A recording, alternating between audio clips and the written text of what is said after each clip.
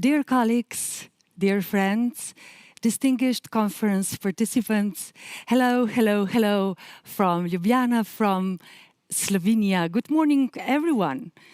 In my language, this is Slovene language, we say hello, živijo. So in Slovene, živijo, živijo, živijo, dobro jutro iz Ljubljane, iz Slovenije.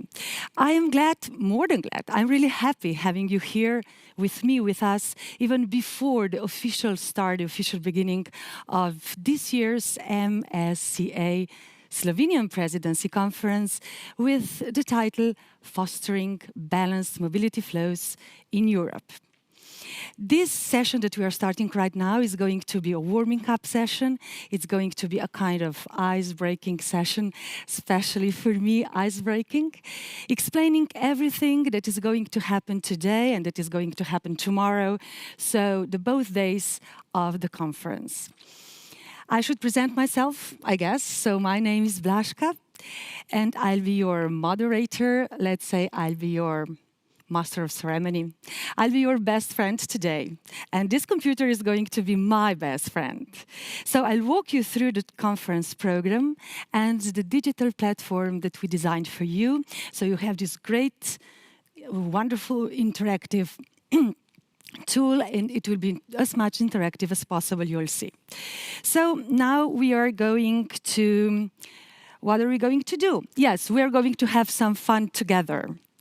But firstly, before we really start with this, our computer game, let me say something about Marie Skłodowska-Curie Actions 2021-2027. The slogan is Developing Talent, Advancing Research. Under Pillar 1 of Horizon Europe, the MSCA Actions are the European Union's reference program for doctoral education and postdoctoral training. They support researchers from all over the world at all stages of their careers with a focus on their training, skills, and career development.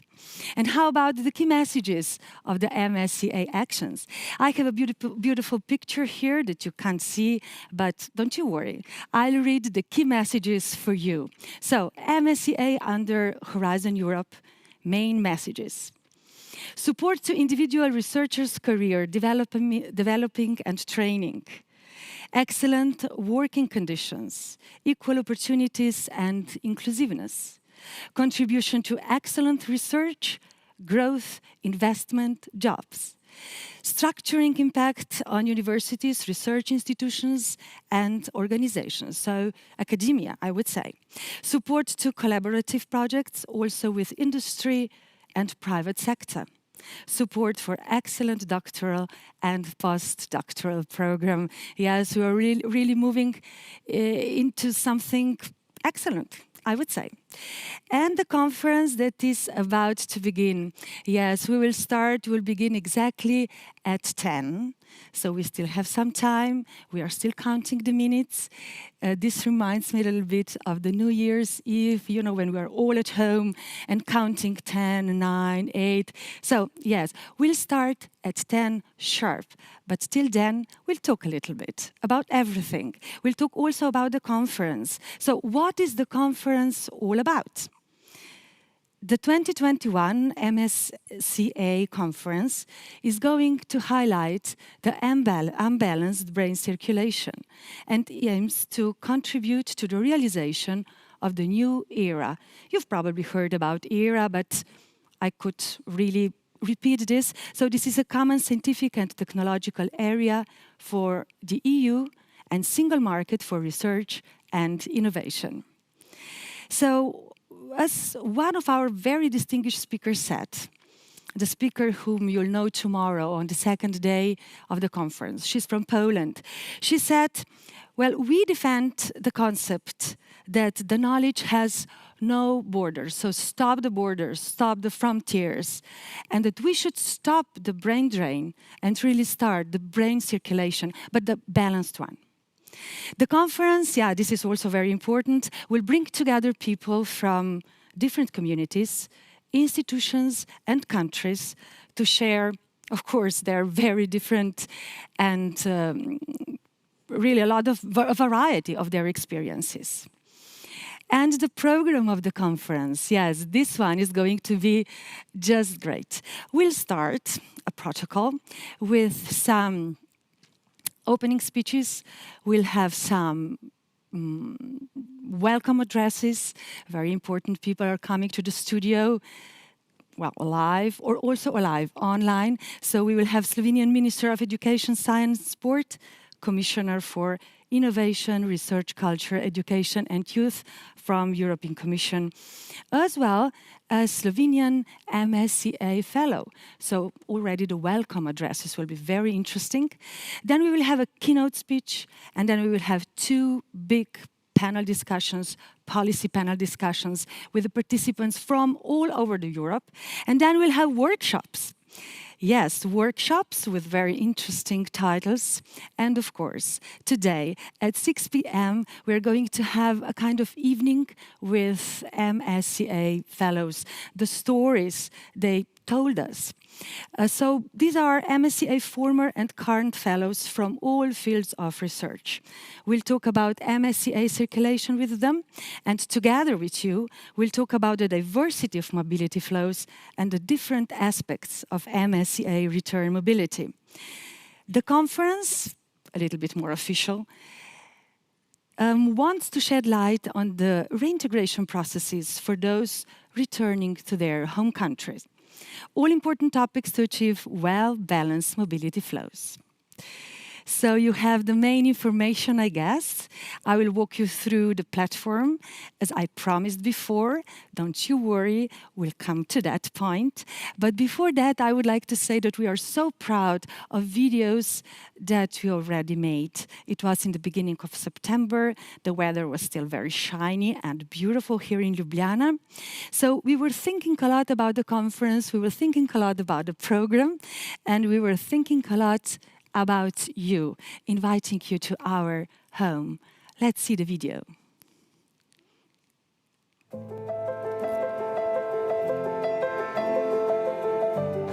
Živijo, dober dan, pozdravljeni.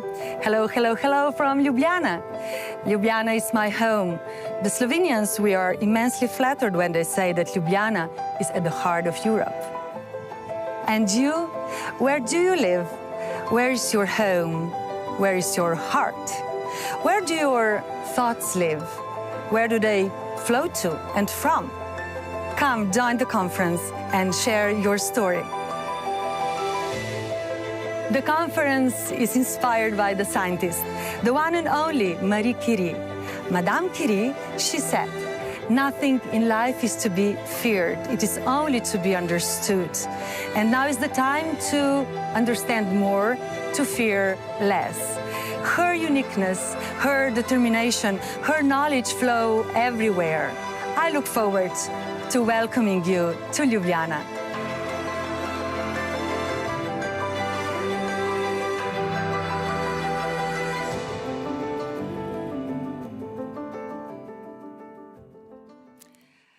Dragi prijatelji, dear friends, as you can see, Ljubljana is a very romantic city.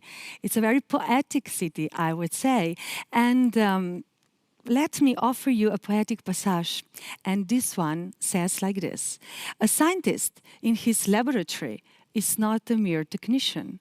He's also a child confronting natural phenomena that impress him as though they were fairy tales. Whose words are these? Well, let me guess. No, I'm not guessing at all because this is really clear. Of course, Marie Sklodowska-Curie's. And we were in laboratory. It was in Slovenian. It was also in Ljubljana. It was on the Slovenian Chemistry Institute. So we were there in laboratory, but we also visited Slovenian National and University Library, which is an architectural monument made by Slovenian architect Jože Plečnik. And we were thinking of conference then. Yes, it was in September. I've already said that. And we were thinking about the key messages, and we were thinking of you. Let's see the video.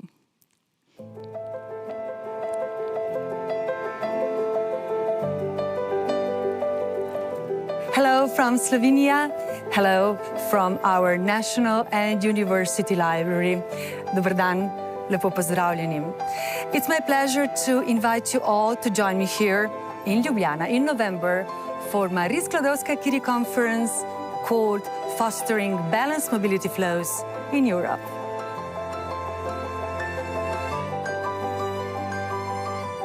Madame Curie is such an inspiration.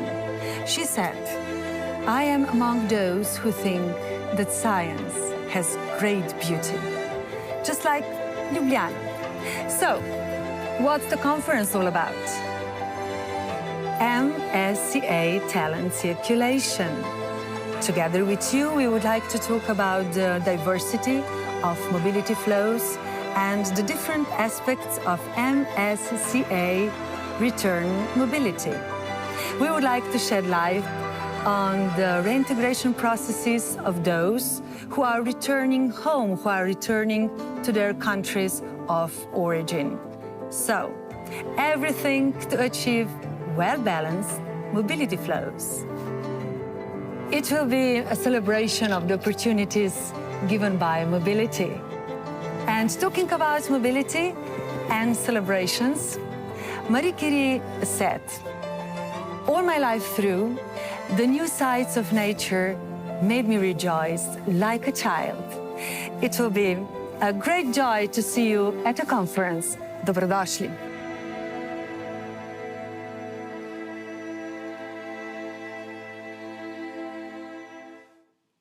Dobrodošli torej. Thank you for being with us. It's really a great joy having you here, not only inviting you to be with us. And now, dear friends, dragi prijatelji, let me walk you through the swap card, end-to-end event and community platform for virtual and hybrid events. We designed some very useful tools for you. You are already acquainted with them, but nevertheless, let's see the screen. So, you are probably, as I've said, already familiar with homepage of our swap card platform. If we move to the program, we can take a look at what we prepared for you in these 2 days. So about the program of the conference. Make sure to add your favorite sessions to your schedule so you don't miss them. We are moving to the list of speakers, where you can read more about them and you can even connect with them, as well as you can connect with all other attendees that are with us today. It is everything about the connecting. Don't miss the opportunity to get to know each other. And of course, don't forget to join the session and enjoy listening to all the speakers that are coming next.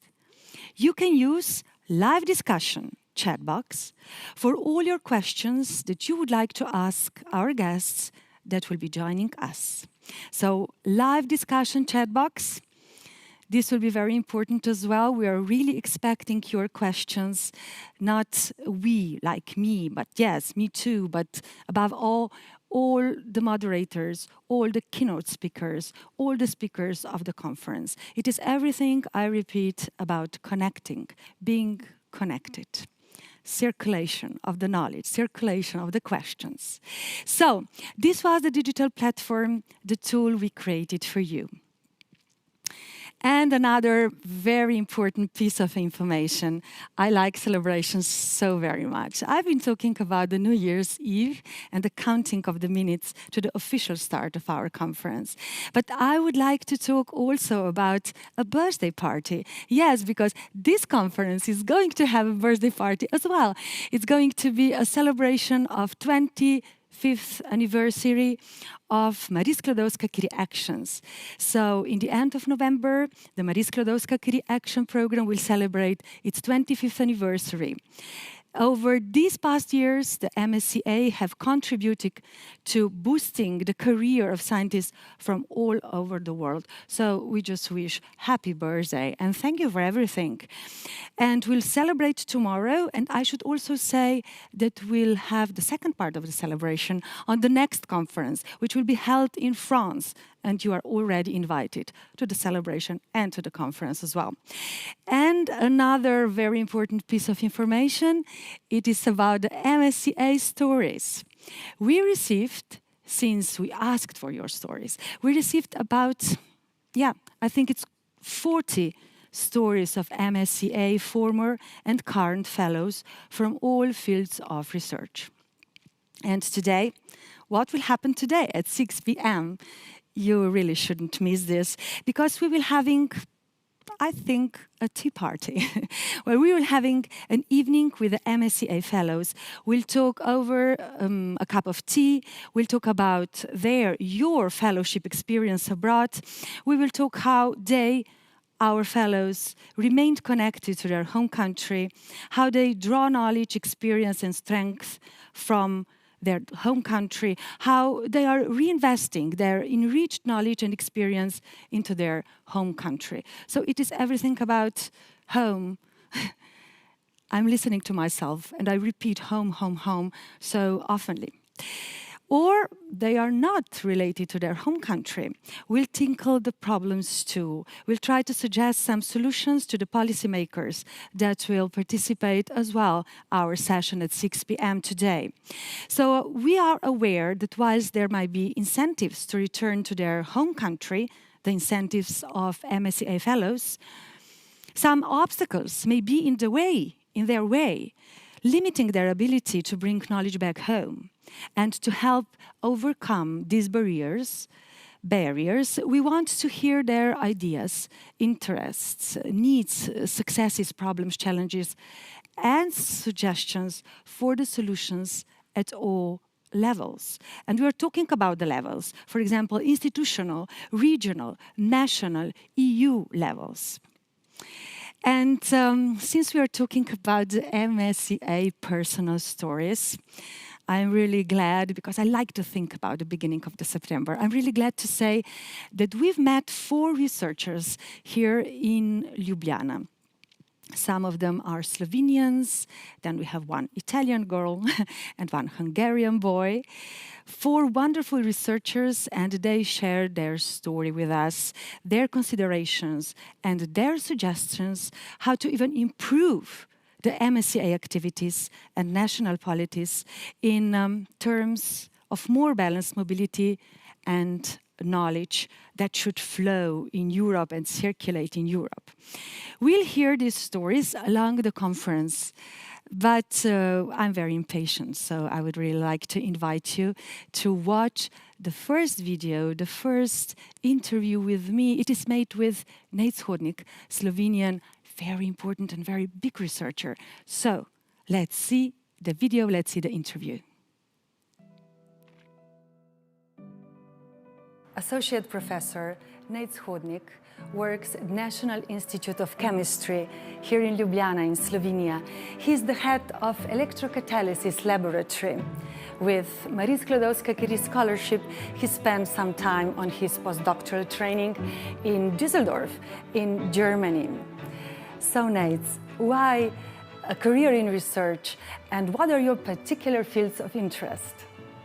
In research, this career found me. I was interested in many different things, and then after I finished my study as a chemist, I was offered here a position to do a PhD, and then somehow I started focusing on this, and then every year it was more focused. You said you were interested in many things. I heard that you play basketball very well. Oh, this is maybe I'm more of an enthusiast for basketball, for Luka Doncic and NBA. But yeah, sports is also one thing that I like. And we Slovenians are good at sports. How about your MSCA experience abroad? How was it? Yeah, I must say it was very good. I had an excellent infrastructure there, the conditions, I was surrounded by excellent scientists, which really inspired me. And also this fellowship gives you a lot of freedom to do what you want. And I took full advantage of this. And you lived in Germany sometime. So which is of all the countries in the world, your favorite country? Yes, it's a tricky question. I think my favorite country would be Slovenia, but I think I like some aspects of all of the countries in Europe. But this is maybe because also Slovenia is a mixture of all of those countries. So we have sea, we have mountains, we have good food. And good sports, as we already said. Yes, sports. How about comparing the different systems? What are the particular and significant things in comparison towards the research here in Slovenia or in Germany, for example?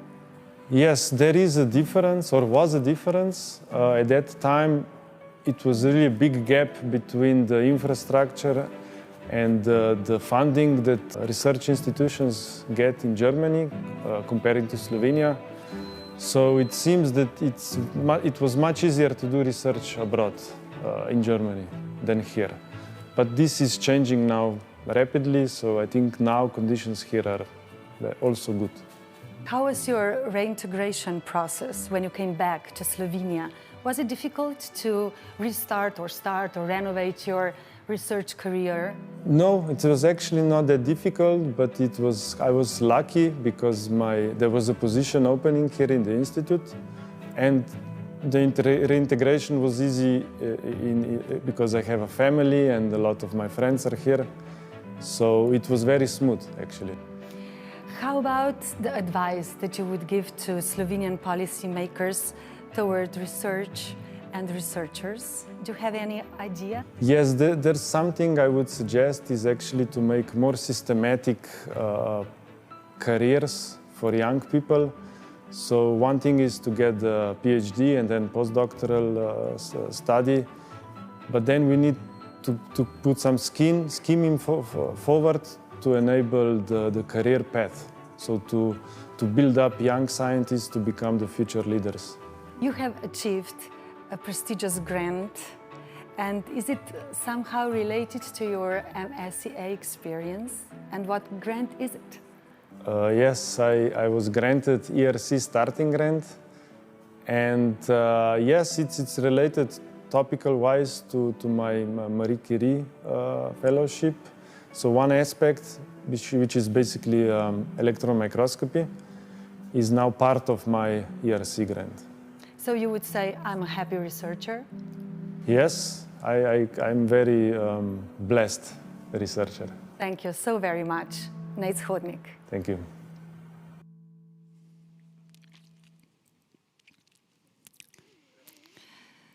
Very happy researcher. This is nice to hear.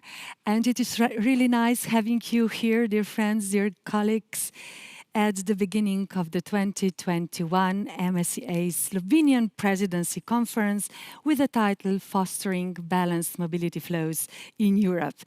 As you already know, we'll start officially at 10 a.m.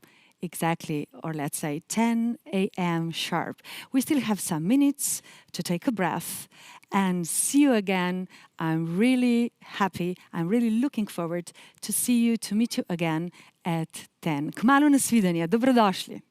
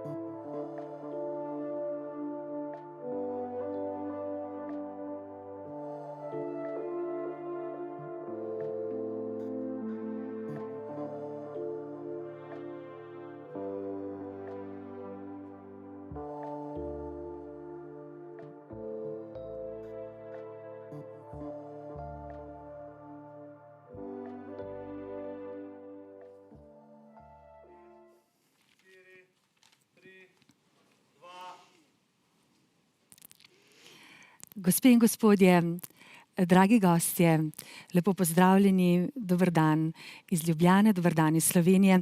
Ladies and gentlemen, dear guests, dear friends, hello, good morning everyone from Ljubljana, Slovenia.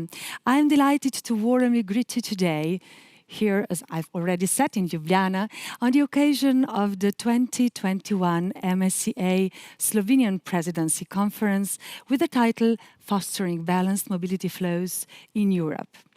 My name is Blaška, and I shall try to gently outline a pathway through the first and the second day of this year's conference that will highlight unbalanced brain circulation, that will address the issue of return migration and reintegration processes of MSCA fellows to their home countries. We are really excited to be here with you and to hear your positions, to hear your suggestions, to hear your stories, and to write together new and dynamic story that will keep writing itself for many years to come. Ladies and gentlemen, in this moment, we are really glad to announce the beginning of this year's MSCA conference, and we are glad and happy to announce and introduce the welcome addresses. So it is a great honor for me to have the opportunity to introduce Slovenian Minister of Education, Science and Sport, who is already here with us, and I am wishing her dober dan, dobro jutro, Simona Kustec. Dobro jutro. Dobar dan, good morning to everybody. Dear colleagues, dear Commissioner Gabriel, dear Maria, distinguished guests, dobrodošli na spletni strani slovenskega predsedstva o ukrepih Mariji Skłodowskiej-Curie. It is my great pleasure, honor, and also obligation to welcome you today at the Mariji Skłodowskiej-Curie Actions Conference on behalf of the Slovenian Presidency of the Council of the European Union and on my personal behalf. I am particularly honored to have the opportunity to speak at this year's conference as we celebrate the 25th anniversary of the MSA program. The MSA Presidency Conferences are important events for the European and wider international scientific community. Over the past 25 years, Mariji Skłodowskiej-Curie actions have made a significant contribution to the European research area. They have enabled the free movement of people and knowledge by promoting the mobility of excellent researchers across countries, disciplines, and also sectors.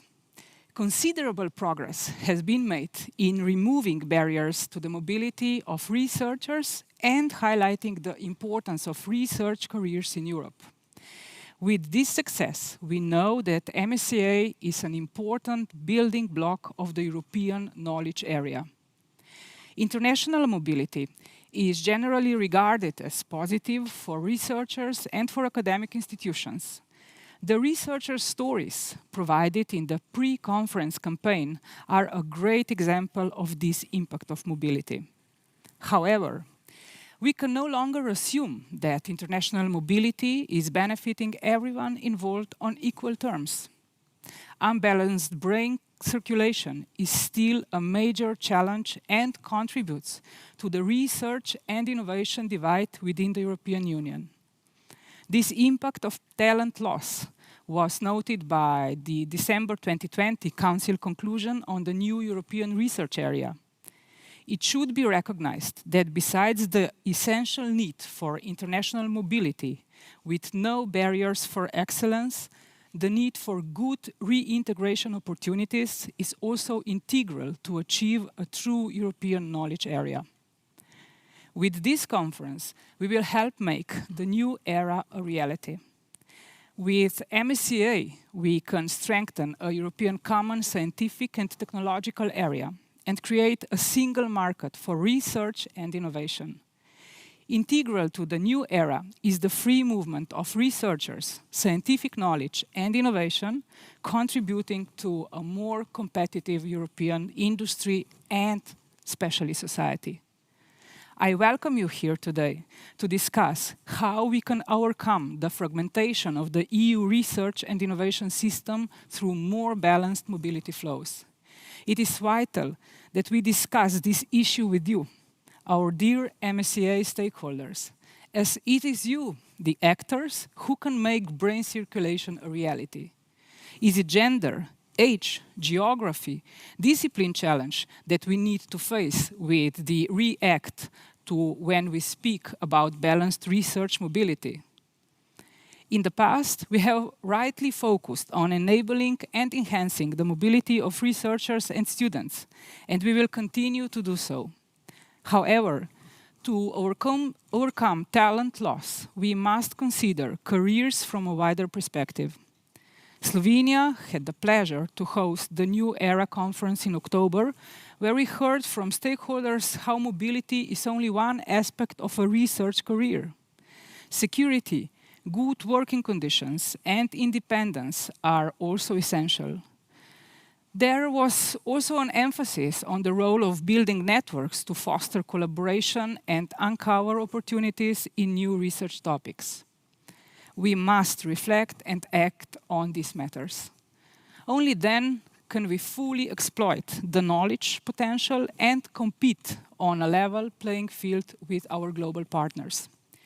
It is important to consider the introduction and use of support mechanisms for the return and reintegration to people's country of origin. The New Era conference highlighted that there is a role for such mechanisms at EU, national and international levels. That is why this conference's focus is on the return and reintegration processes to the country of origin after the completion of an MSCA fellowship.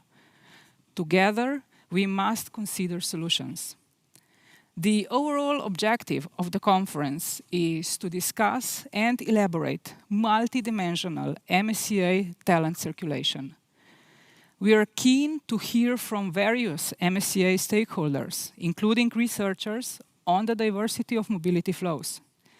What is your story on the various aspects and impacts of return mobility and reintegration processes to your country of origin? These are important considerations to achieve balanced mobility flows. To hear, to learn from you. Let us learn from you, from your past, while we are looking to the future to provide excellence and equality of research mobility for all. Our timing is just in time. We have a rare opportunity to contribute to the implementation of the wider era. We are all stronger when we collaborate and work together, when we also learn and teach from each other's experiences and lessons. I look forward to hearing about the ideas and insights from the conference. I'm sure they will help shape the landscape of research careers in the future. Thank you very much for your attention. I wish you an enjoyable, fruitful 2 days of your work and sending you my warmest greetings from Ljubljana. Lep pozdrav iz Ljubljane.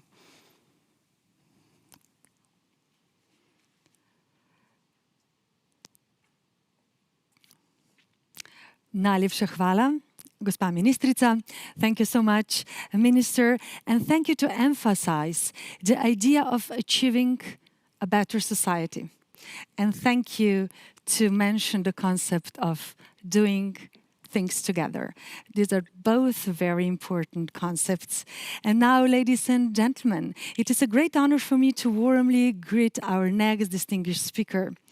The main highlights of her speech should concern the importance of a more balanced brain circulation for the European research area. So this is the theme of our conference. And her speech should also highlight MSCA's contribution to a balanced brain circulation in Europe and a stronger participation from widening countries, notably under Horizon Europe. So, dear friends, dragi prijatelji, gospe in gospodje, our next distinguished speaker is Commissioner for Innovation, Research, Culture, Education and Youth, Maria Gabriel. So be welcome with us here in Ljubljana. Welcome. Thank you and good morning, dear Minister, dear Simona, dear researchers, ladies and gentlemen. It is first such a pleasure to be here for this Marie Skłodowska-Curie Actions Conference under the Slovenian presidency. Remember, about a year and a half ago, we were all realizing the impact of the pandemic on all aspects of our life, and that's why we gathered to discuss brain circulation under the Croatian presidency's MSCA conference. Today, once again, we address this important topic, and I would like to thank the Slovenian presidency for putting this topic on our agenda. Because at its core, brain circulation is not an issue that can be addressed in a one-off discussion.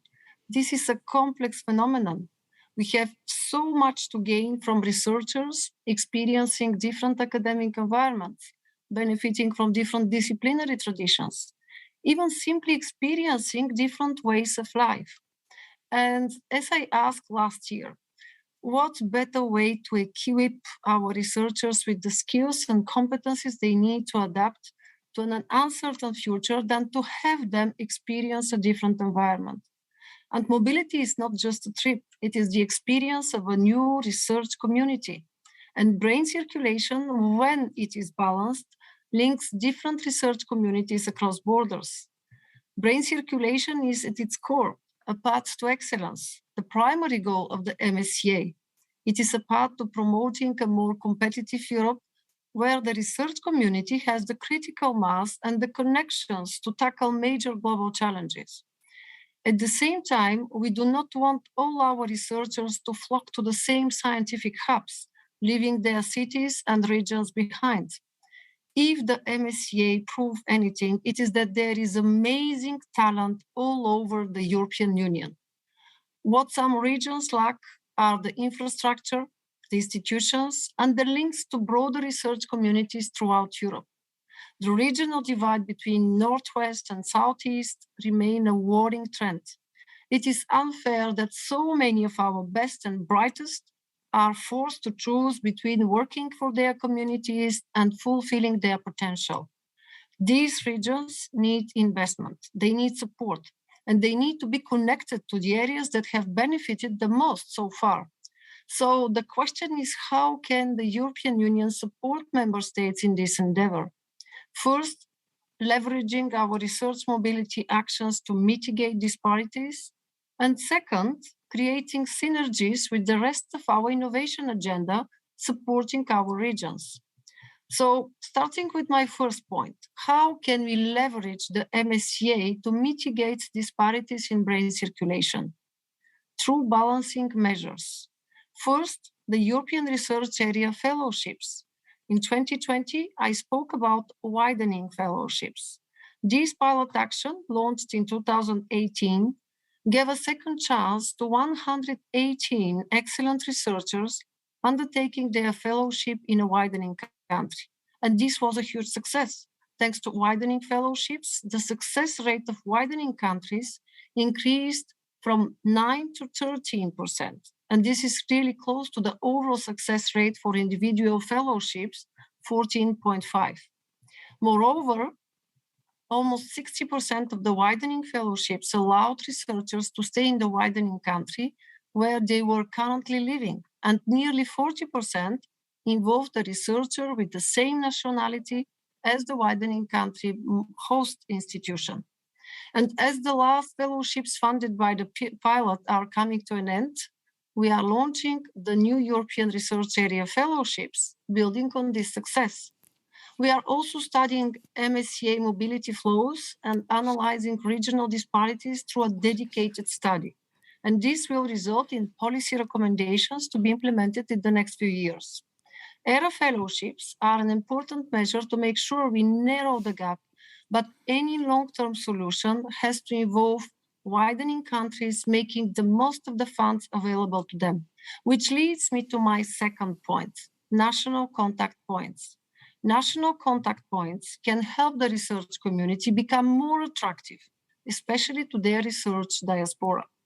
Through the Net for Mobility Plus project and its successor under Horizon Europe, the Marie Skłodowska-Curie Actions National Contact Points Network actively supports their peers in widening countries to improve guidance and boost participation.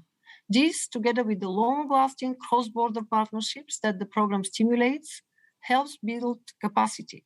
And it helps universities and research institutions upscale their internationalization strategies, boosting competitiveness and making them more attractive. Finally, a third measure to increase the number of fellows going to widening countries is the MSCA Seal of Excellence. This seal is given to MSCA postdoctoral fellowships and co-fund applicants with very high evaluation scores, yet not enough to be funded by the program. 12 member states currently have MSCA Seal of Excellence schemes in place to support awardees with alternative funding sources, half of them being widening countries.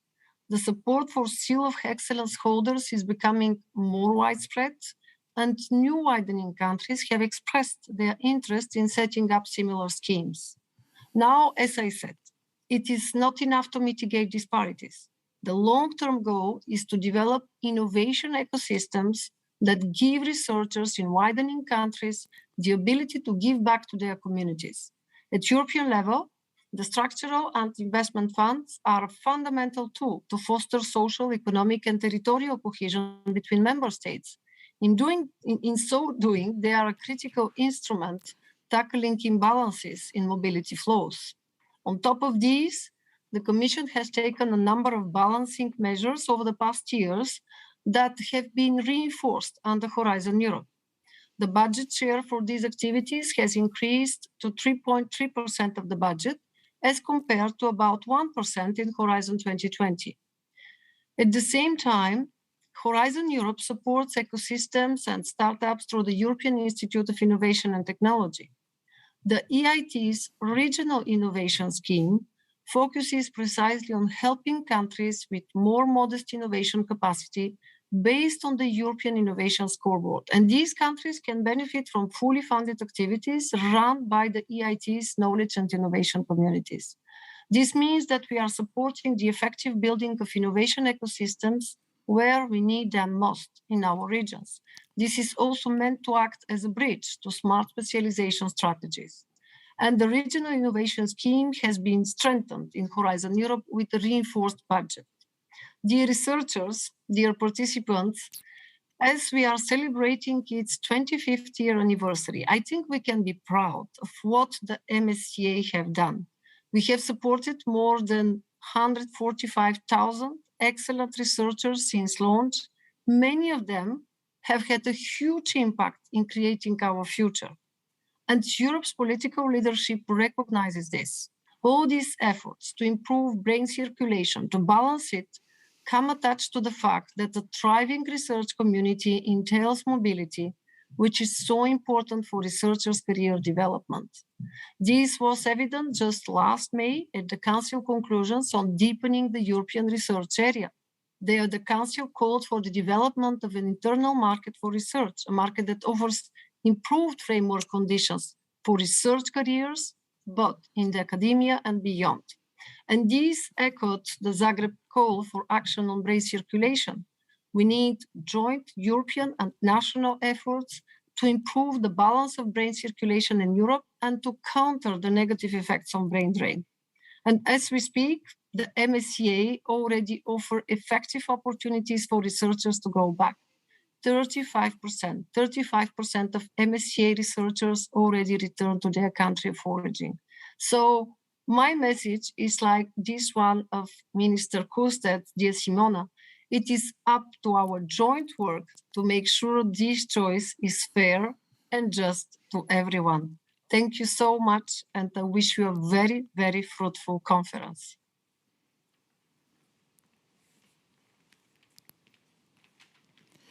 So, najlepša hvala, komisarka. Thank you so much, Commissioner. And doing things together, yes, this is a very important concept. Thank you so much. Najlepša hvala iz Ljubljane. And now, dear friends, ladies and gentlemen, dear researchers, I'm really looking forward for the next welcome address, because our next speaker has great depth of experience as MSCA Fellow. Ladies and gentlemen, please welcome a researcher from Università Ca' Foscari, Venezia, Urška Lampe. Please be welcome, dobrodošli Urška. Thank you very much, hvala za besedo. Lep pozdrav tudi moje imenu. I'm currently a Marie Curie Fellow at the University of Ca' Foscari of Venice at the Department of Humanities. I started last year and it's still in progress, my research. So firstly, I would like to talk about why I applied for the fellowship. The main reasons were, of course, an extremely important opportunity at the University of Ca' Foscari, and an excellent institution at the Department of Humanities, and especially working with Professor Caselato, who is one of the top researchers in the area of oral history in Italy and, of course, in Europe. I'm firmly convinced there is never enough knowledge, there is always room for improvement, there is always time and place to learn new things, and this is also why I applied for this fellowship and what this fellowship is offering me. There is no time here to discuss what this experience so far has given me, but I can say that this is, of course, one of the best decisions I made for my career. Because in terms of gaining new knowledge, in terms of training, in terms of meeting new people, in terms of experience, and so on. Working at Ca' Foscari University is really motivating for me, and Ca' Foscari is also one of the universities that takes really good care of their Marie Curie Fellows, also with a scheme called MSc +1, Marie Curie +1. This is a scheme, they are offering Marie Curie Fellows an additional year of contract and of fellowship to give them the possibility to apply for new projects, encourage them, help them applying for RSC project and so on. So I think this is really important and it's really working good and it's really motivating for the fellows working at Ca' Foscari. This environment is really supportive and motivating for me. But at the same time, although everything that is offered to me, omnipresent is the question, how am I going to be reintegrated to my country of origin? This is Slovenia. How am I going to come home? When I first applied for this fellowship, I never thought of staying in Venice for permanently. So my wish and my idea is always that the knowledge that I'm gaining there, the training and all the skills that I'm gaining, to transfer them to Slovenia, to research groups in Slovenia, to universities, to students, to share this knowledge also with the community. And I think this is really important and also the spirit of MSCA actions. So this question of reintegration is always present, and this is also why I still work and collaborate with universities and research groups in Slovenia to keep the touch, the contact, to share my knowledge already now while I'm working on this fellowship, and I think this is really important.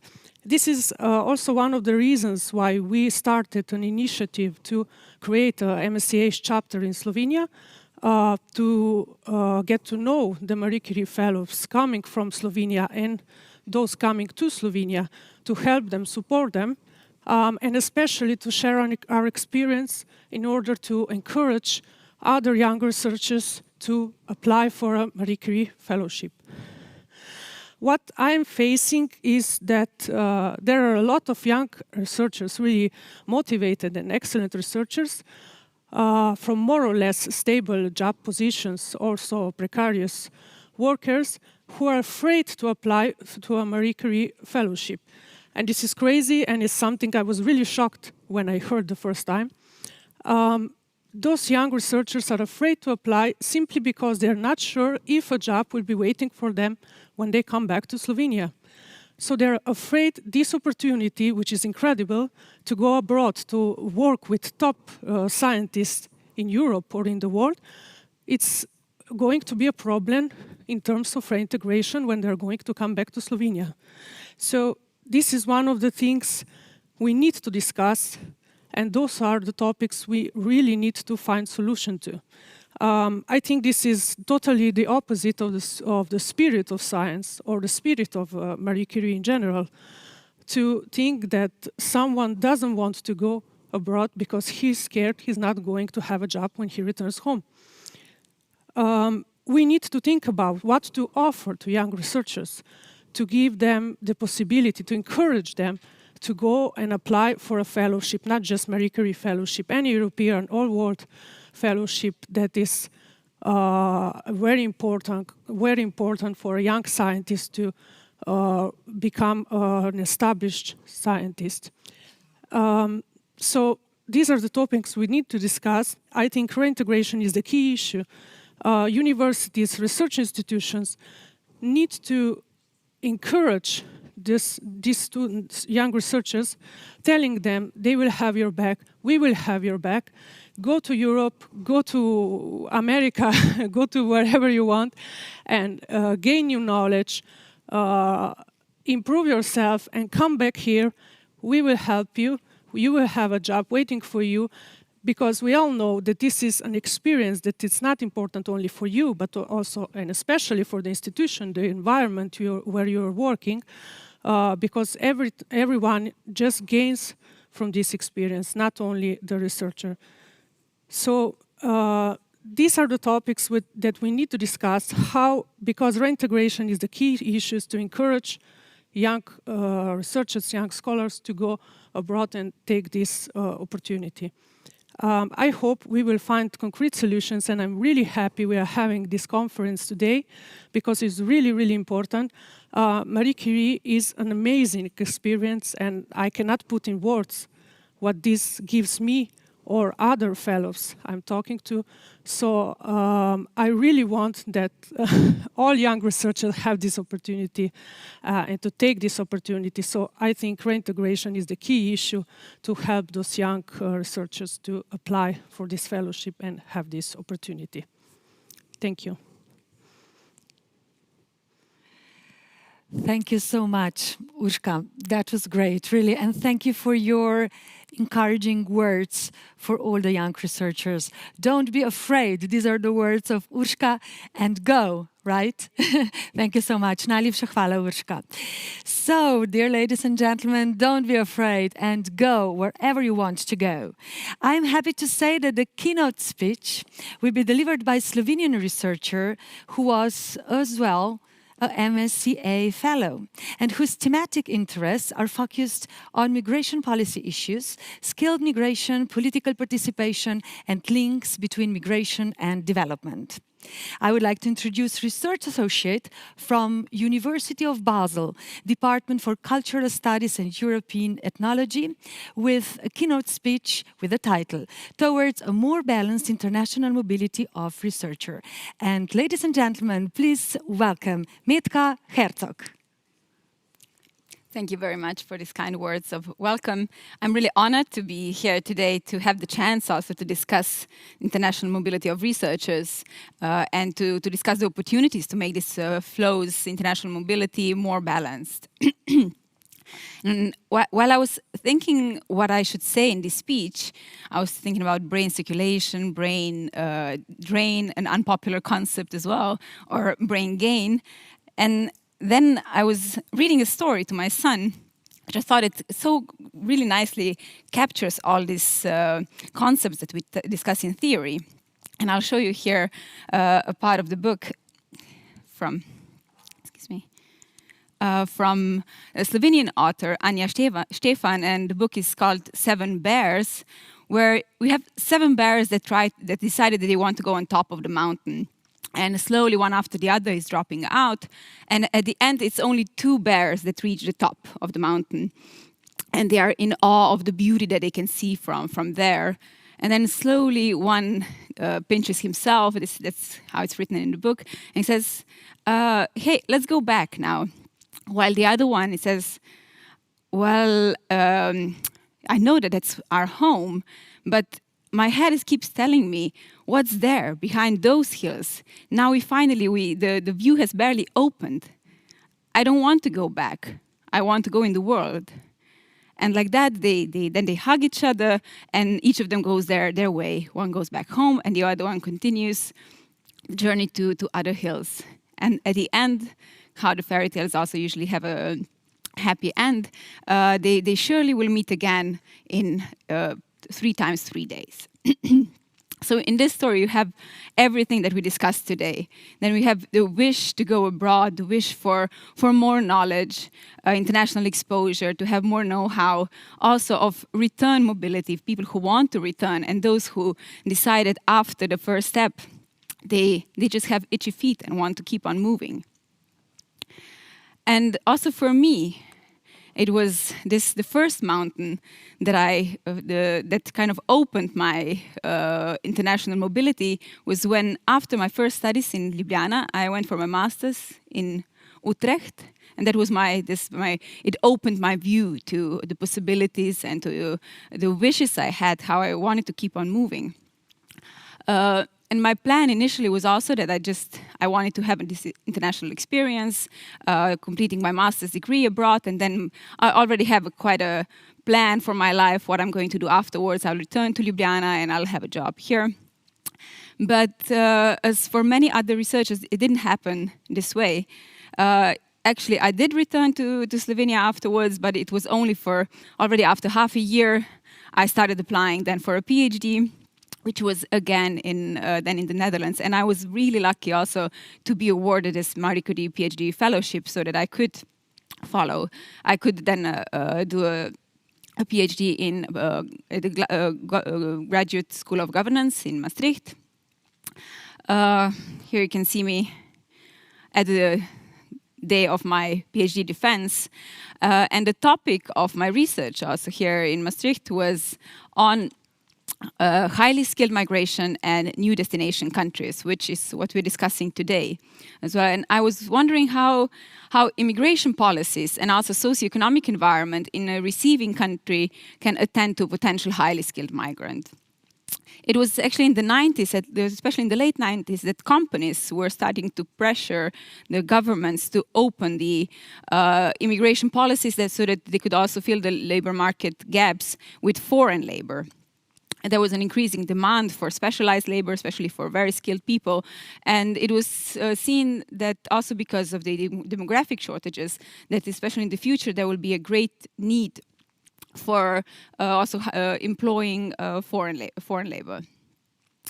And European countries like that, they became new entrants in this international competition for labor. Many countries then introduced new policies, like the Netherlands had the knowledge migrant scheme, which made it much easier to enter the labor market. And within that, also student mobility and graduate mobility overall is seen as part of a wider immigration strategies. So you attract young people to come and study, either for master's or for a PhD, and they know that many of them then decided actually to stay. And these people are very valued for already being tested within the system that is known to the potential employers. They are young, and they also have these international competences. My main findings from my research project was that actually even if you introduce many kinds of policies, immigration policies that try to be attractive for skilled labor or for skilled migrants, they still have limited success. And that actually the countries that were already attractive beforehand, they remain to be attractive. And that's particularly the English-speaking countries, predominantly the US. If new destinations, if those people who go to any of the new destinations, like that would be also any of the European countries, they face much higher costs and risks. And for those that would decide to go to these countries, it's very important for them to have certain pre-existing social ties in those destinations. And they use their colleagues who have previously migrated also as bridgeheads, so that they learn information, how it is to move there, how the system functions, even this like more administrative issues, but also just to hear of a particular institution and location. It's very important to have a pre-existing social ties in that place. And an important finding also that has to be discussed today is also that economic factors, and even though they're very important to increase the budgets for research and development and also to give funding opportunities to researchers, that these economic factors, they override institutional and socio-political factors.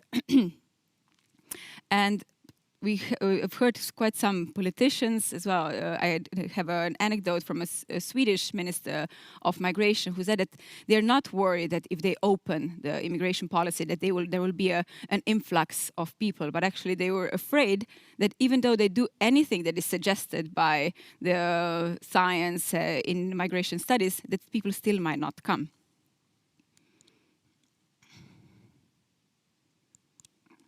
Here we see the growth in international academic mobility, and you're all familiar with this.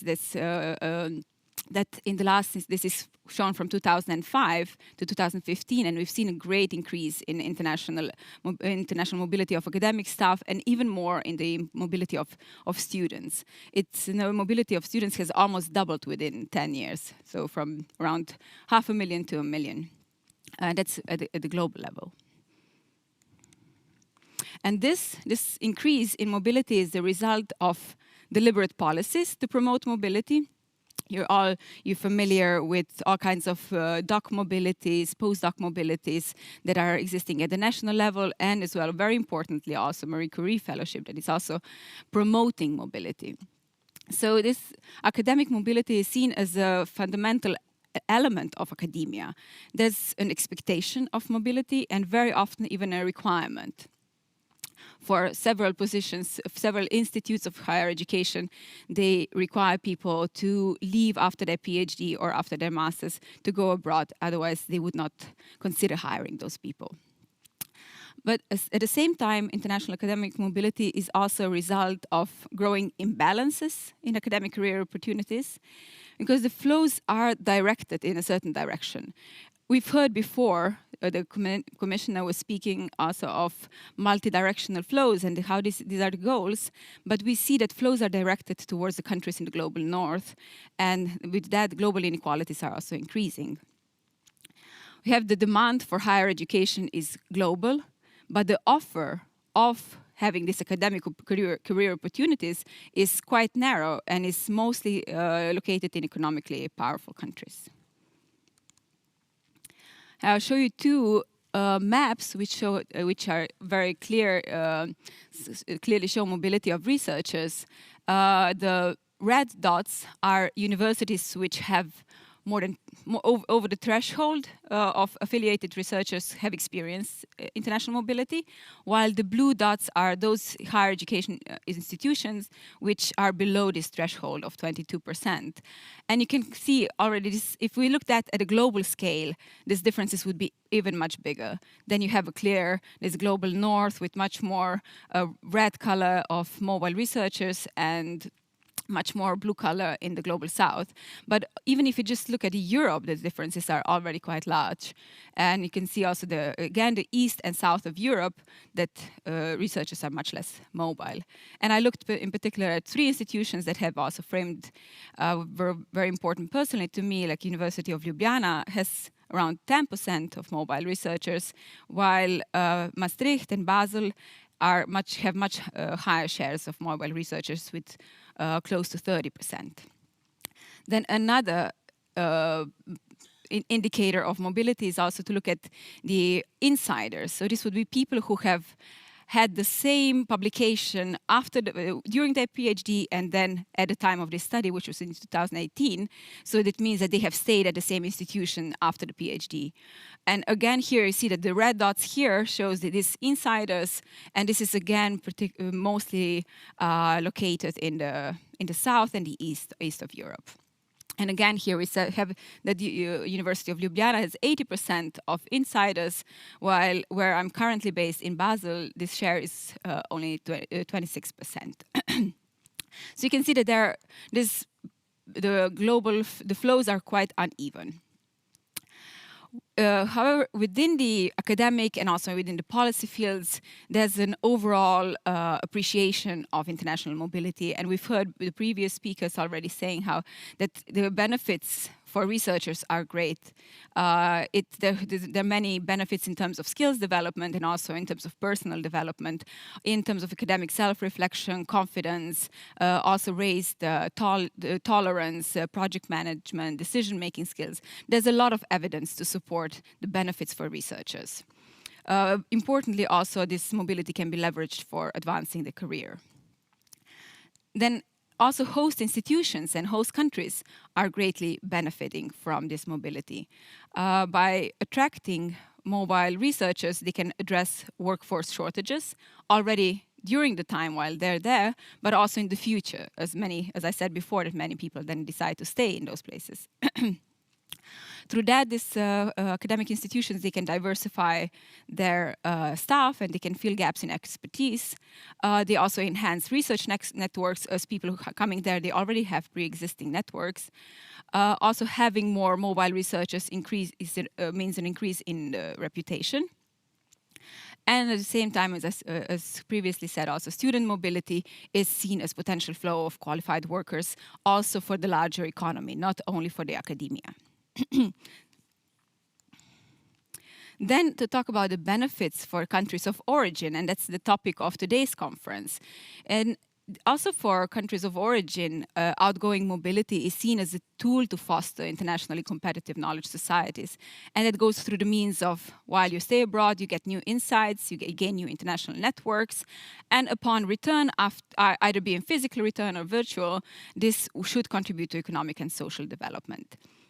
That's the theory. However, despite acknowledging all the benefits, we should also address some of the downfalls of international mobility. And some of these downsides are for the researchers themselves and also for the countries or institutions. And one of them is this, that we should not forget that this access to knowledge and access to mobility is not equal. And by promoting mobility, we're also intensifying social differences within the globalizing higher education systems. And this can be either based on gender bias or ethnic bias or different ways that are then reproducing the existing inequalities. Then also for researchers, this expectation of mobility is sometimes not seen as a free choice, but it's actually a forced move.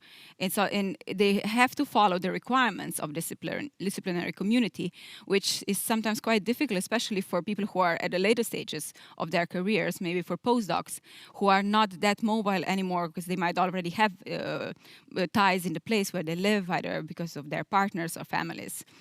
And they might have already had a lot of mobility before, during their PhD or before, but still there is this requirement that after the PhD you should have another international mobility. And something also that has been will be discussed today and has been mentioned already before by Urška is this reintegration, that actually the mobility abroad can have adverse outcomes upon return, and that some people are afraid of that by being abroad this might weaken your local social networks, or that you're just not creating those networks because you spend this time abroad. So we have this academic field that is very hierarchically organized. The flows of academics is quite unidirectional. We are not achieving the multidirectional flow of academics. And when we have this flows going in one direction, then you also have multiplier effects if that people are following, and there's already a large share of mobile researchers in one place. It increases their reputations. It will lead to subsequent recruitment and subsequent flows. Now, and we should also talk about symbolic value of knowledge, not only that the knowledge produced is not necessarily objective, but there's a lot of symbolic value attached to certain institutions' prestige. And the objective to go abroad is often attached also that you have to have this mobility in a particular place, which already has a high level of prestige. So we have certain values that are assigned to education qualification beyond official recognition. So it's not only about having your degree recognized, but also the employers or the education institutions have to attach a certain value to this mobility in this place. So this relationship between knowledge hubs can be discussed also in terms of academic West and academic rest. While the academic rest is able to educate researchers to engage in academic careers at the global level, such mobility is not narrowing the knowledge gaps nor countering the higher education hierarchies. So to reach the goal of more balanced flows and to have the mobility which is not reproducing and exacerbating inequalities in higher education and also in the overall economy, there are some lessons learned from my study and also from other studies in the field, which say that economic opportunities, while important, they are not alone. They cannot alone foster the either retention or return of skilled migrants. It's very important to to create an attractive environment. We've previously heard of academic independence, of also feeling that your knowledge is valued for professionals and also for their families. That's especially important for postdocs and for higher, later stages of careers. And if we want to retain certain researchers who have already gone through this mobility, that more attention should be also paid to the language issue, which is in Europe at the European level very important. And if you have people who have moved, for example, to Slovenia and have invested in some more location-specific capital, like learning a language, they are much more likely to stay in that place. That's something that has been proven again and again by many studies. So at the end, instead of concluding, I'd like to just raise an important question. If the results of learning in one country is accepted with the same benefits overall to those that are learned in another country. Because decisions about career steps are not done in a void, but they are rather done within socially distinct value systems. And we have to address this power relations between countries at a European level and between countries and also between research institutions. And I would say that that's important if we want to aim for more balanced mobility flows. Thank you.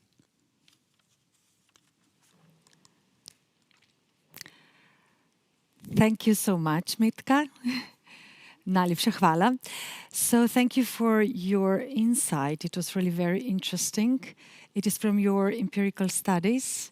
The speech you made, wonderful. So let's have a small discussion. We also received some questions, but if you allow me, my question would be first. Yes. So how about a Slovenian girl in Switzerland? Yes. How do you live? Do you really work so hard there? Yeah, probably that's also one of the stereotypes that I'm talking about at the end. Also, like Switzerland has a very good reputation. I think also this in international academia and in general in the knowledge production. And I can say that there is a lot of truth to that. That people do work very seriously, but there's still a very good work-life balance, I would say. It's also possible to work part-time, even as an academic researcher, which I think is impossible in many other countries. That you would only have 100% full-time positions, while in Switzerland you can actually have a good position, responsible position, also having maybe not working one day of the week and spending that time with the family. So with the family and outside, maybe in the beautiful Swiss nature. Yeah, as well. that's also, yeah, you can spend that time. So, you know, I like to joke sometimes a little bit. Well, I won't be joking with you, neither with you, don't be afraid. But you were talking about the academic West, and you were talking about the academic West. And how about academic best? How to do that? The academic would be best, better, best. As an individual. Like, maybe as an individual, and also in light of this mobility flows, how to encourage everybody or make possible that the people, the researchers, would be the best. I think international mobility is definitely very important for that. Also, not just this, like that you move for a longer time abroad, but also that you're constantly informed by what's happening out there in the world. And for this, you don't have to physically move. You can also be very internationally aware of science by having open access to knowledge through journals, to go to conferences, and probably that's one of the conditions to achieve the academic best, that you are part of this international community, that you have access to journals, you have access to conferences, you can engage with people that are not only sitting next to you in the office, but elsewhere as well. And in terms of more, not individually, but also for institutions, it is important to have centers of excellence, that you have these hubs where knowledge is created, but it doesn't have to be done at the expense of reproduce or exacerbating inequality. This can also be done, these centers of excellence can be geographically more distributed in different parts of the world and not only in a certain, in a couple of countries or a couple of cities even. Yes. Yes. Yeah, so you can achieve being among the academic best, although coming from widening countries. Definitely, yes. I think there's many examples of that. Very good researchers coming from widening countries, but also there's many good institutions in new member states that are at the top of science. Yes. And another question which has to do with the policy making, I guess. So what can the European Union, this is the question that we've received, what can the European Union, the member states and the academic community do concerning MSCA to make the talent flows in the EU more balanced? So this is our theme. What can we do on this political level maybe, or academia level? Yes, I think today we talk a lot about home countries, which you mentioned before already, and also about return, reintegration. And I think that's one aspect of what the member states and institutions should do, and the EU as well. But at the same time, we should also think more of retention of people who have been mobile, who moved to your country, people who have done a PhD. I'll just say now in the example of Slovenia, because we're here, that to be more open to those people also to be able to stay and to be interested in them staying in the place where they are. So not only to talk about countries of origin and home and only think in those terms, but rather also to be open at people who have spent at least 4 years for finishing a PhD. Usually it would be at least 4 years, and during that time you do learn a lot about that country. You are part of the system, and many are interested to stay afterwards. And I think that a lot could be done if you want to to integrate those people also after they finish their PhDs or postdocs. So that would be just one advice, but also for return, to think also beyond just like very narrow position in academia of what they can offer, but also to look more globally, or looking at families. That's very important. That people are able to move. Partners are not just following, especially for highly skilled migrants. Usually you have dual career earners that both care where they work. So you cannot just think of one person moving, but actually also offer good opportunities for the other partner. And for the whole family. For the whole family, yes, so. Definitely. Not just for the partners, also for... You know, Mitka, we've received, you've probably heard, about 40 stories of MSCA fellows, and some of them are really touchy, I would say. So how do you feel when you read that one researcher from any country doesn't want to go home, doesn't want to return to his homeland, home country? How do you feel hearing about that? I don't think it's necessarily that tragic. I think people are... Yes, okay, I agree with you. I think people are moving. It's especially from such small countries. I think it's quite normal that you will look for opportunities also beyond just the city where you studied, and that life goes on. You develop links elsewhere. You want to establish yourself elsewhere, and you can also keep on being in contact with people in a country of origin through. There's a lot of opportunities for joint projects, joint publications, and you can think beyond this physical return. So those people are not lost if you only think of the benefits for the home country. And at the same time, other people, if you have an attractive educational system, other people might come. If that person left, someone else will be will get a chance. Would get a chance. So it's not necessary to just have the same people going and coming back. Exactly. I was a little bit dramatic in the beginning because I like it a little bit to be like this. Yes. So I ask everyone, not everyone, but when I meet a researcher, I ask him or her. So, are you a happy researcher? What about your profession? You like your profession, Mitka? I find the topic very fascinating, and I think it's a privilege for many. I probably share this feeling with many other researchers, that it's a privilege that you can spend all this time thinking and reading about topics that we're interested in. So the life of researcher, it has a lot of benefits, and you're in contact with people who are also very stimulating, who have a lot of ideas. So there are many positive sides of researchers, and then there are also days when you consider your career path, and of course, but probably it's in every profession. But I also recently went on a bit different path in a research, and I now feel a lot of motivation to learn new things, and I'm very glad that this career allows me to keep on learning. And you make your own very important contribution to the society, let's say so. Hopefully, yeah. I hope so. Yeah. So we are also very privileged to have you here. So thank you so very much, Mitka. We'll meet again tomorrow, I guess. So until tomorrow, and thank you so much. Thank you very much. Hvala lipa, Mitka. And now, ladies and gentlemen, dear friends, I think we'll have short, not so short, I hope, coffee, tea break, and have some biscuits. And we'll meet again at 11:15. Thank you.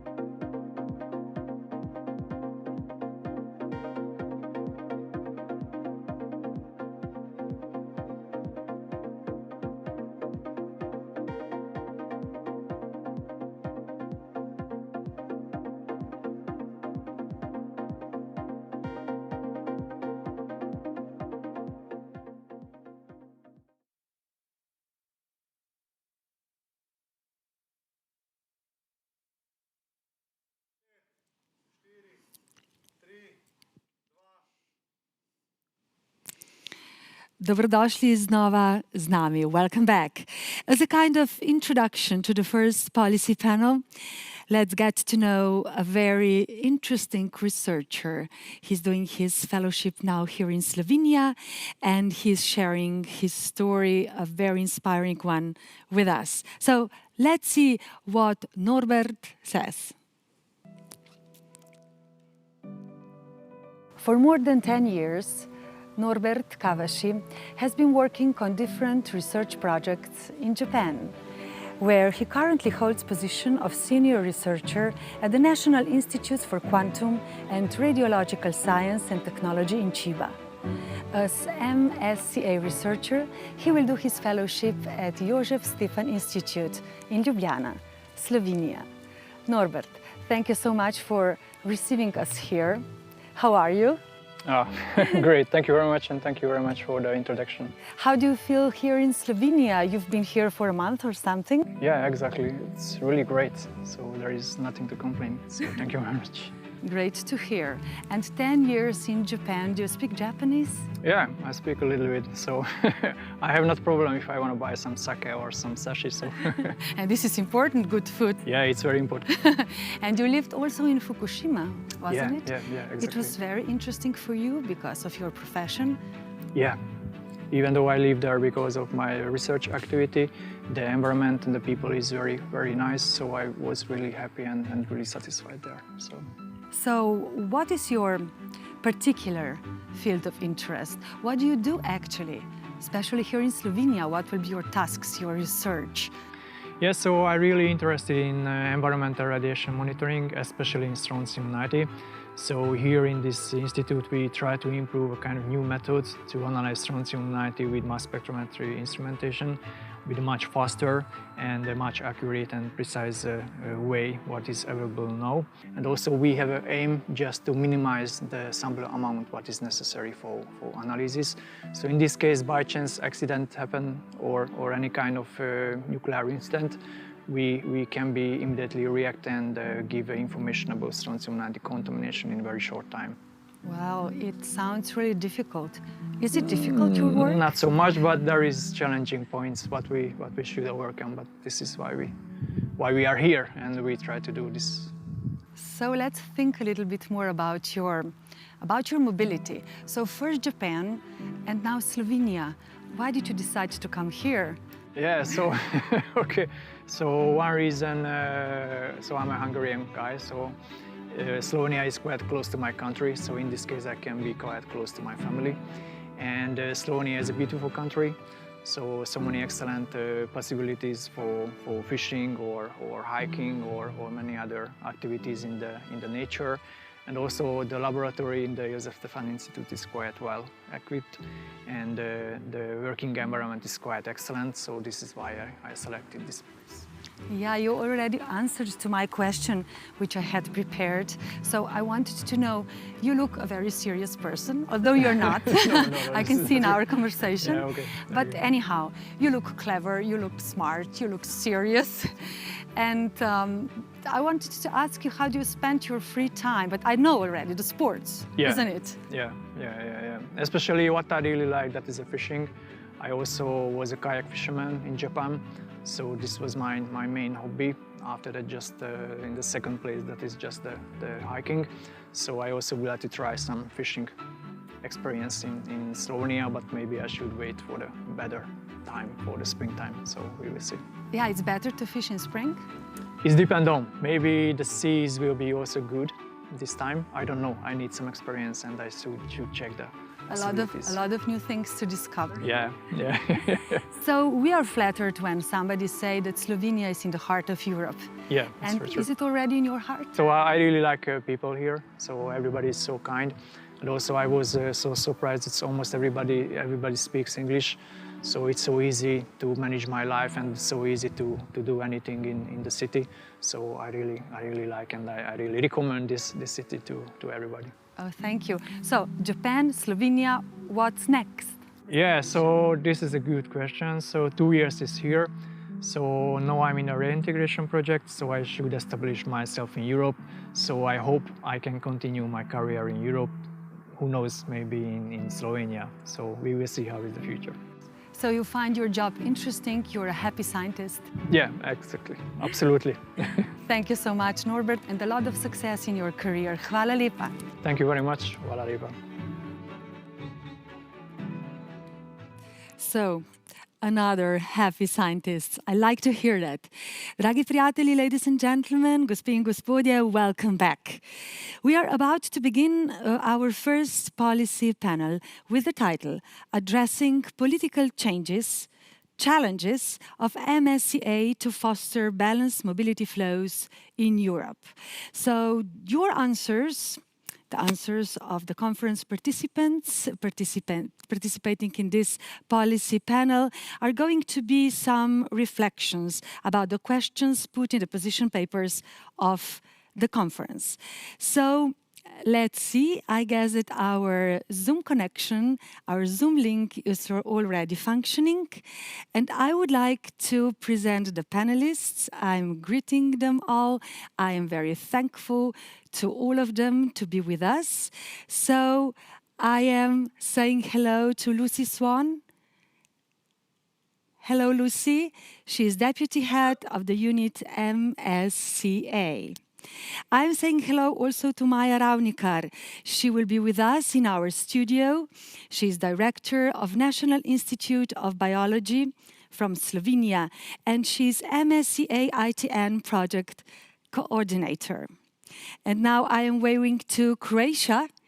May I have a wave back, please? Yes. Hello, Hrvoje Meštrić is with us, Director General, Directorate for Science and Technology, Ministry of Science and Education. So hello to Zagreb. I would like to say hello to Gerhard Duda.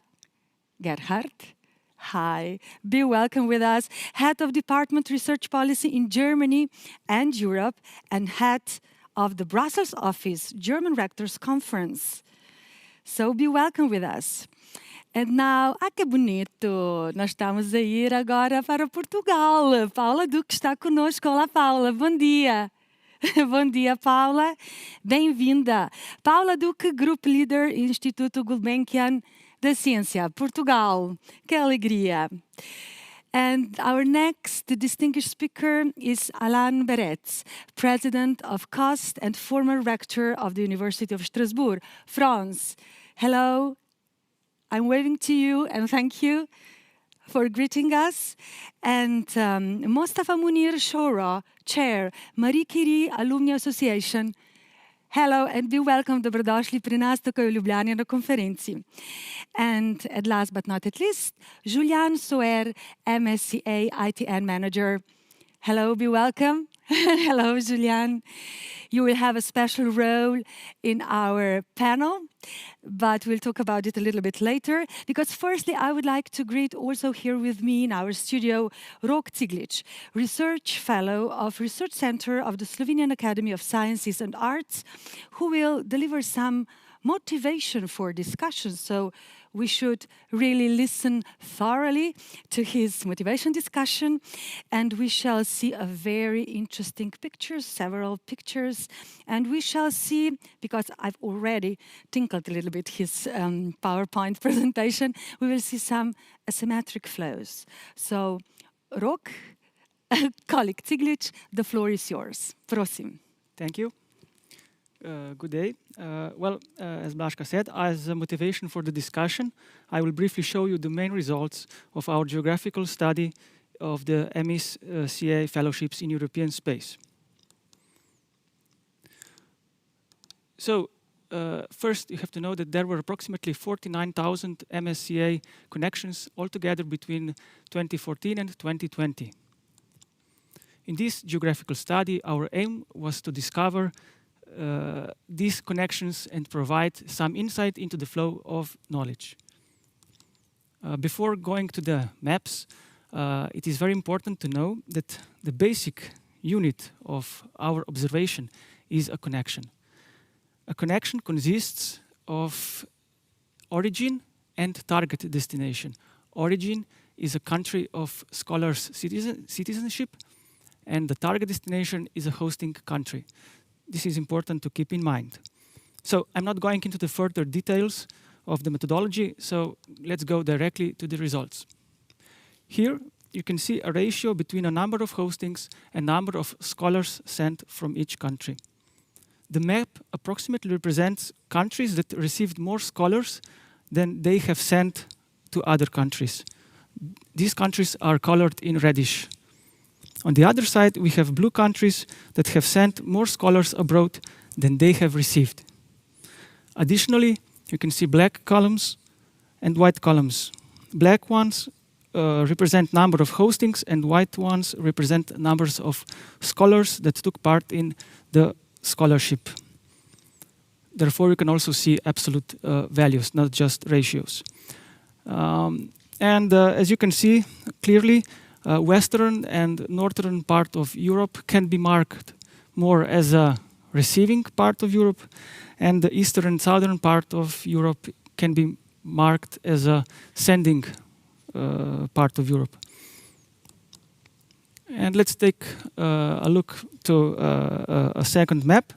Here we can see the share of scholars that applied for the fellowship in a country of their citizenship.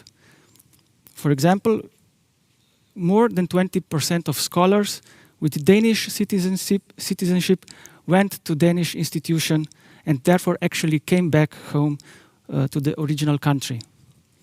So these two maps are just a short, brief introduction to your discussion, and I hope it will be fruitful. Thank you.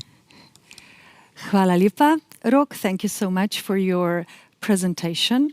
I think this is a good starting point. And now, dear panelists, the key question for you shall be, what can the European Union, the member states, and the academic community do concerning MSCA to make the talent flows in the EU more balanced?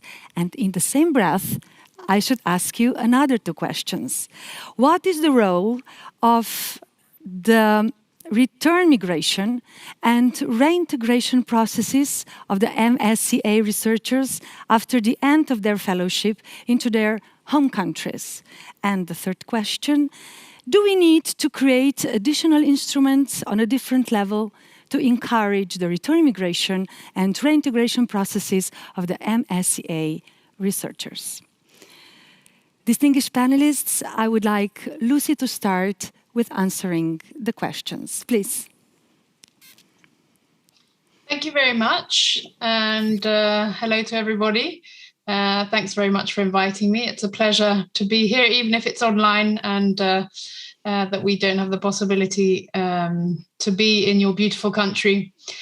So concerning the first question, what can the EU, the member states and the academic community do to make talent flows in the EU more balanced? Well, of course, we've been discussing since this morning the issue of brain circulation and brain drain in particular, and it's a very complex issue, and tackling it requires commitments in different sectors and at different levels, regional, national and EU. So what are we doing at EU level? Well, as you know, under Horizon 2020, there was quite a bit of budget dedicated to boost the research and innovation performance of countries that were lagging behind, approximately 900 million euros. These efforts have been reinforced under Horizon Europe since we have an increased budget for widening, which represents 3.3% of the budget as compared to 1% under Horizon 2020. As regards MSCA in particular, the MSCA in general foster the brain circulation of tens of thousands of excellent researchers, because the basis for MSCA is mobility, of course.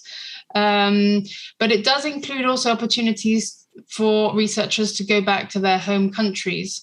And in fact, we have quite good statistics. It varies, of course, from country to country, but to give a few examples, 83% of individual MSCA fellows that came from Cyprus returned to Cyprus. There are different figures for other countries. For Poland, for example, it's 55%. So we do see a lot of return to countries of origin. on top of this kind of natural returning to the home countries, we have introduced a number of balancing measures, such as these were mentioned also by Commissioner Gabriel, dedicated support to NCPs in widening countries, the MSCA Seal of Excellence, as well as the specific widening fellowship action, which was piloted under Horizon 2020. So concerning the pilot in particular, this enabled hundreds of excellent researchers to undertake an individual fellowship in a widening country. And in fact, what we've noticed with the statistics that we've seen is that this had a very positive effect on the mobility flow balance as regards, in particular, postdoctoral, so individual fellowships under MSCA, because we saw that there were more fellows going towards widening countries than coming out of them, thanks to the widening fellowship. Of course, this is a very limited action, but it shows very promising and positive results. And also it helped to increase the success rate. This was also mentioned by Commissioner Gabriel. So thanks to this pilot, the success rate for widening countries went from 9.07% in 2018 to 13.4%. So this is always again for the individual fellowship. So looking at the success of this pilot, since this year, the action will continue under Horizon Europe as the ERA fellowships with similar modalities. As you may know, the Commission is carrying out a study at the moment, which aims to recommend further measures to ensure balanced circulation of knowledge and skills across the European research area.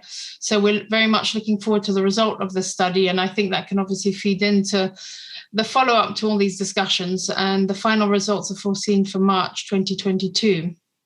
But now, stepping back a little bit, aside from the specific actions under Horizon and MSCA, of course, to make talent flows more balanced in the EU, it's important to recall that it's primarily the role of member states to reinforce their research and innovation systems, to carry out reforms and to strengthen the synergies with their smart specialization strategies.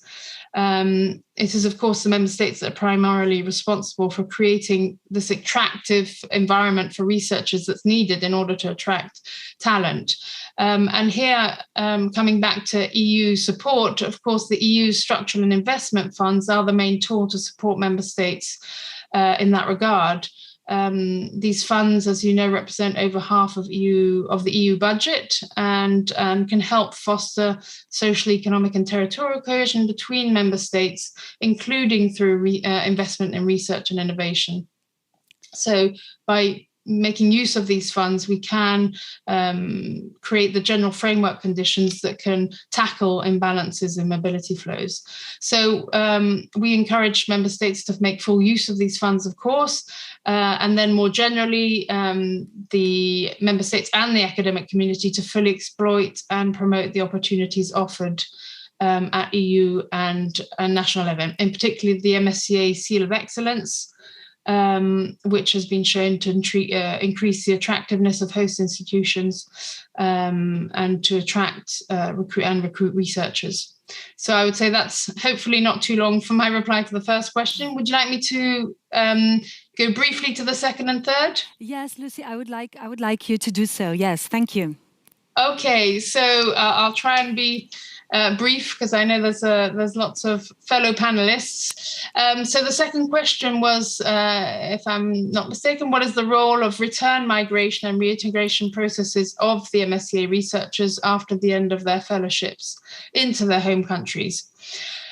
So here I'd like to recall that the European research area, which is embedded in the treaty, is one in which scientific knowledge, technology, and researchers should circulate freely across the EU.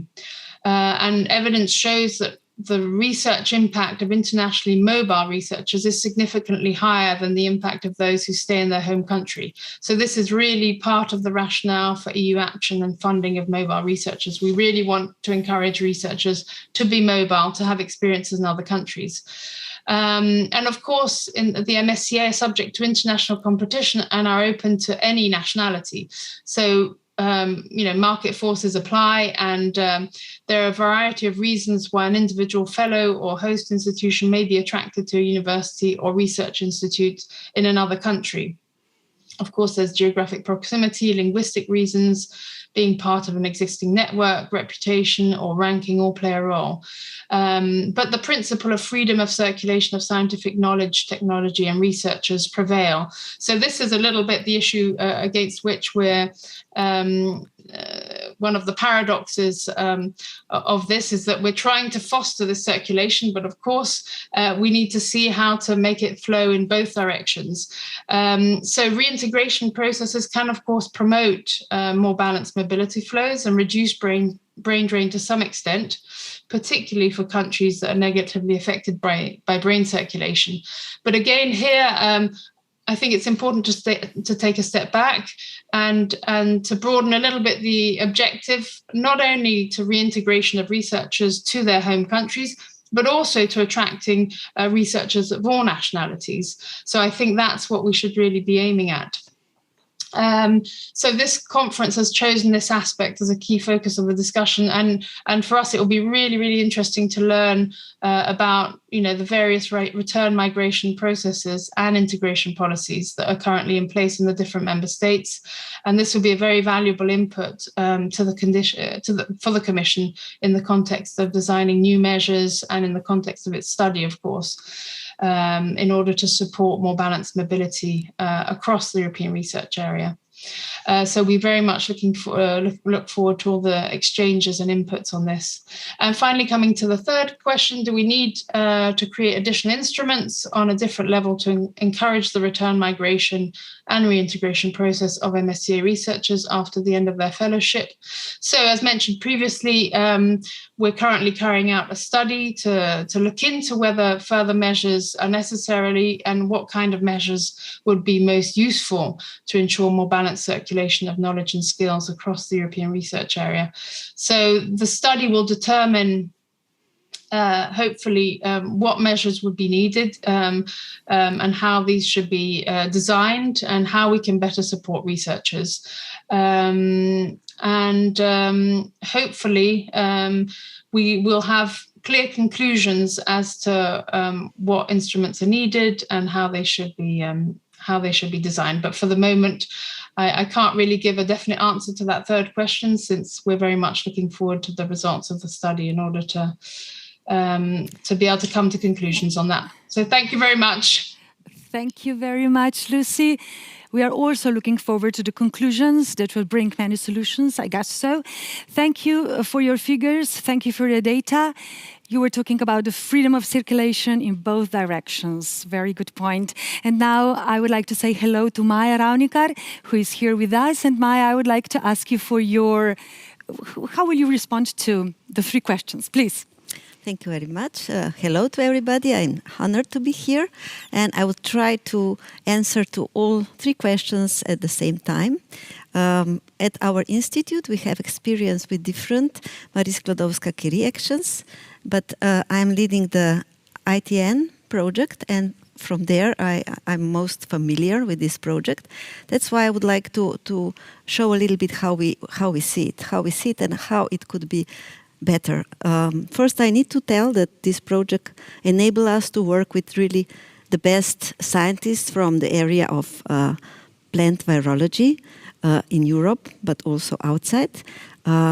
Very high-tech companies and also other stakeholders in Europe.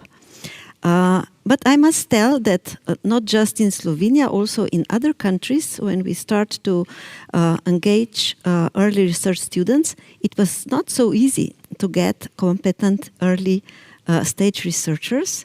And especially now when we faced this COVID situation, it is possible that in the future time it will be even more difficult to get students which are not present in the country. So this mobility in the beginning might be not so convenient in the future, but of course the project by itself help the mobility and help the connection between different institutions. For us, it would be extremely important to finance a little bit also research activity of mentors, because the best projects inside ITN project are those where different mentors from different countries and students are cooperating and prepare, let's say, sub-projects. And then when students finish their doctoral thesis, the link between institution which provide doctoral thesis research field and the new institution who is the receptor of doctoral students, this link is not present at the moment, and it might, of course, help. From the perspective of governments of countries, it would be extremely important that they have specific projects which help to return the new doctoral students or fellows back to country. Let's say in Slovenia we have Debeljak projects which are for this kind of intent, but of course they need to be bigger. So the statement that the countries need to give more emphasis to research, to budget to research, it's of course very important.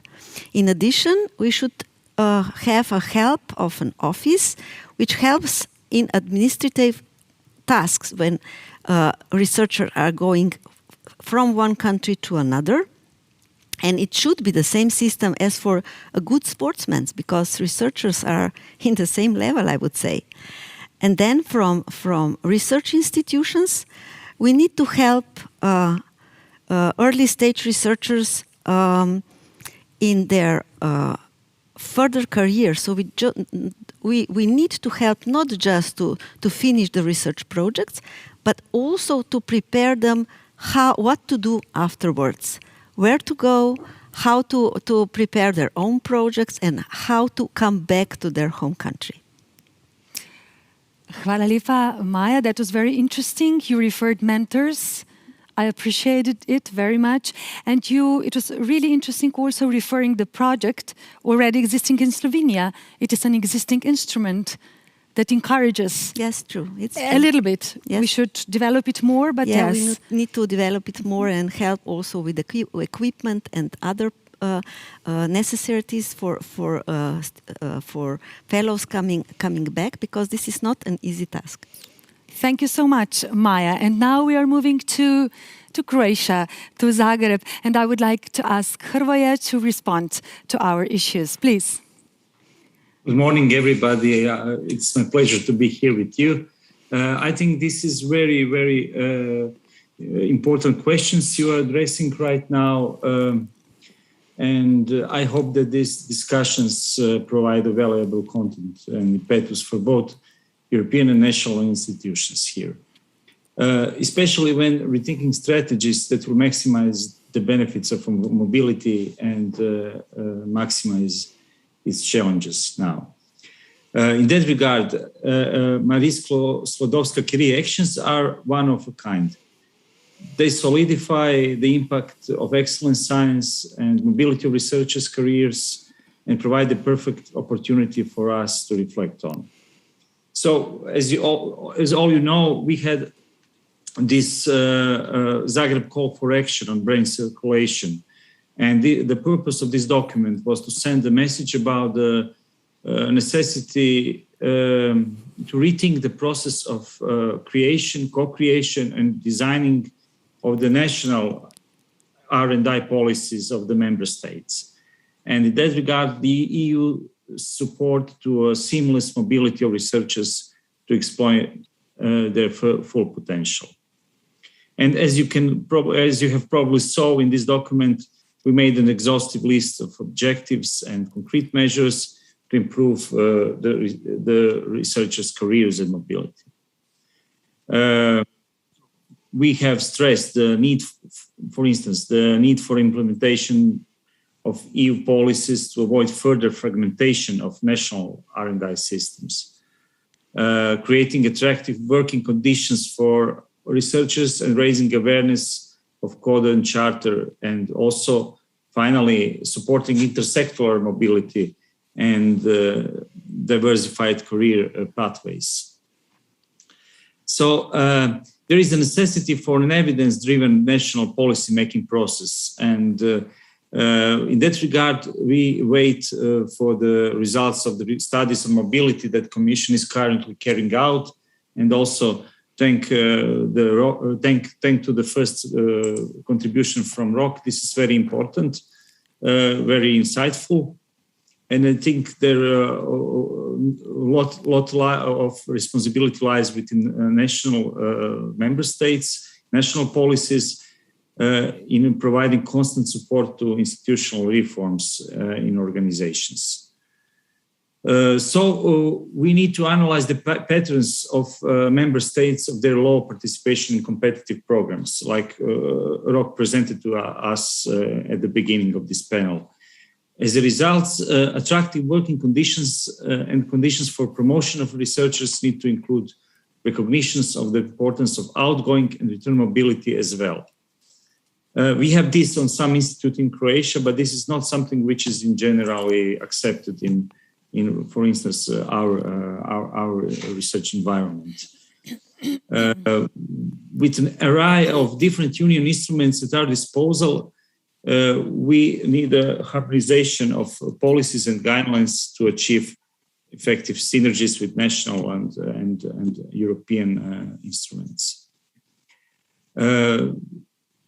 So I think the main strategic building block lies in scientific excellence and connecting academia with the industry, and this is something where all research systems should go to.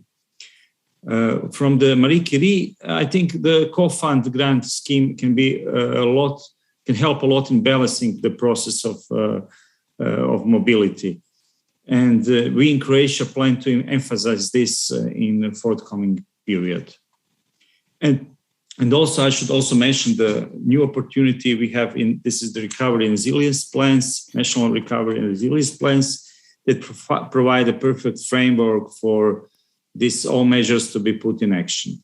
We also try to use this in Croatia, so we need, so our national efforts are directed towards improving the systems of institutional funding, that institutions motivate, like scientific productivity, efficiency, and knowledge transfer. And also we would like increased investments in organizational capacities of universities and institutes, so they will become more attractive with new research infrastructures. And also we will set up a new framework for advancement and career development of researchers. So we will provide a set of grant schemes for postdocs and PhD students, and this should directly affect the process of attracting and retaining also young Croatian researchers, and in order to our research organizations become internationally recognized and competitive. And this is strongly correlated with number and excellence of returnee researchers, to answer to your questions, actually. I will also use this opportunity to recall the process of the new era that has researchers' careers as one of its main pillars. The roles of our main stakeholders need to be empowered. Our strategies need to be complementary and apt to the different conditions, and we need to think out the box when we think about careers in research development and innovation. And I will stop here and thank you for your attention. I look forward to hearing your thoughts on that matter. Thank you. Thank you so much. Hvala lijepa. Hvala lijepa, Hrvoje. So how to create attractive working conditions? Hrvoje was talking about grant schemes. Yes, this could be an instrument. We know that already. And now we're going to Gerhard, we're going to Germany, and let's hear your opinion, please. Yeah, hello everybody, and hvala lijepa, Blaška. I'm not only German, I'm married for 27 years to a Bulgarian lady, so I feel at home in Bulgaria as much as I do in Germany. And if you ask me what can be done to achieve more balanced mobility and to close the innovation divide, I would first look at the member states.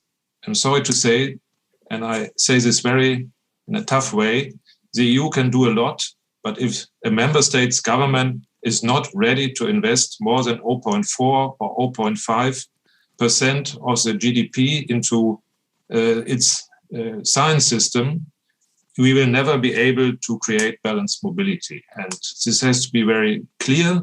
And I just call on everybody among the young scientists to fight in the political system for a decision to give more priority to investments in science and education. If this is not done, and in some widening state it is not done.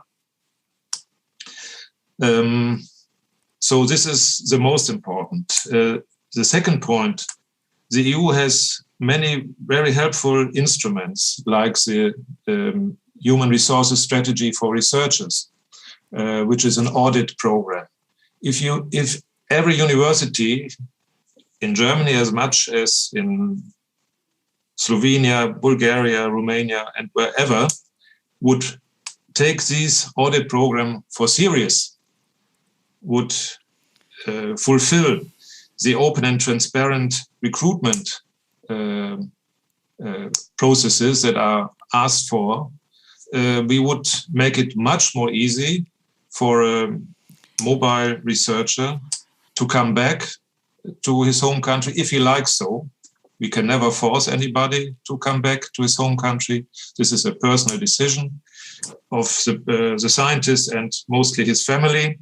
But if we have open and transparent recruitment processes and a fair and a good investment in a science system, then the returning process for scientists is much more easy and will be much more successful. Sorry. It's all right, Gerhard. It's all right. Yeah, this always happens when it doesn't have to happen. You just feel comfortable to talk on your phone. Yes, and the German Rectors Conference, together with our French and Polish partners, we thought a lot about this program, and we wrote a paper on distributed excellence. So we think that the term distributed excellence is really a lighthouse could be a lighthouse for European science policies, where every member state, at least in some area, in some disciplines, should have the chance to be competitive on a world level. I mean, this, of course, not on the whole, but at least in certain areas. And this should be a political goal of the EU, and we should do everything, of course, to achieve this.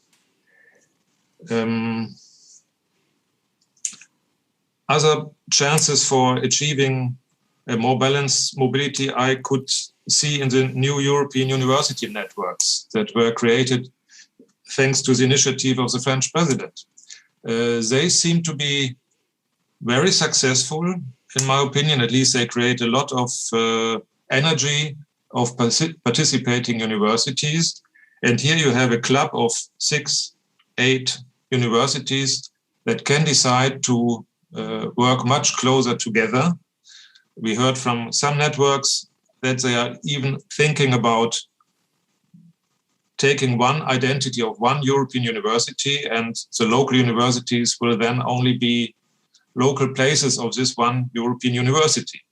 This, of course, would make it also much more easy to create mobility processes back and forth. So a movement which is not mobility forever, but would make it much more easy to return to the home country if this is the wish of the scientists. So this would be my first thoughts on the issue. Thank you. Hvala lepa, Gerhard. Thank you so much. When you started to talk, mentioning your second homeland Bulgaria. It was very nice. So thank you. And thank you for being sincere. Fight for your money, young researchers. This is what I like. And you mentioned the personal decisions. This is also a very important factor that we shouldn't forget about in the returning processes. E agora vamos a Lisboa, and now we're going to Lisbon. I'm saying hello to Paula Duque, Instituto Gulbenkian da Ciência. Como está, Paula? Está boa? Olá, obrigada por falar português. Estou muito surpreendida. Yes, this is a surprise, isn't it? But I like Portuguese language, I wasn't expecting to have my home language here during this panel discussion. So thank you for that. Thanks for the invitation too to be here today.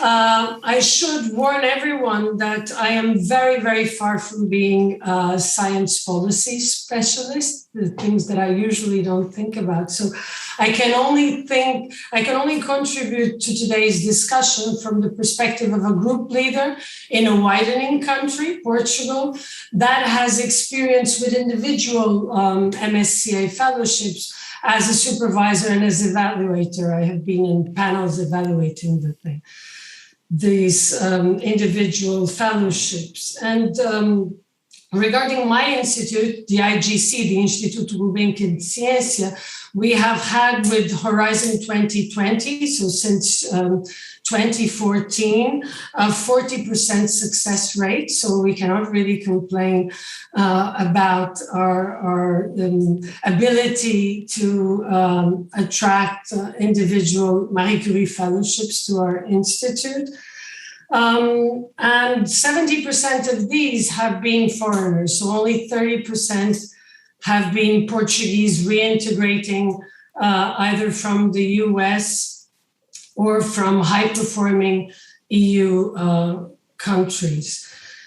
So the situation now, I have been talking to our grant office in the past few days to get this information, is that we have a little over half of these people are still with postdoctoral positions, some of which still with a Marie Curie ongoing, but we have 20% that have secured positions either as PIs or tenure track positions or in pharma and science communication positions. So 40% of them have found independent positions, but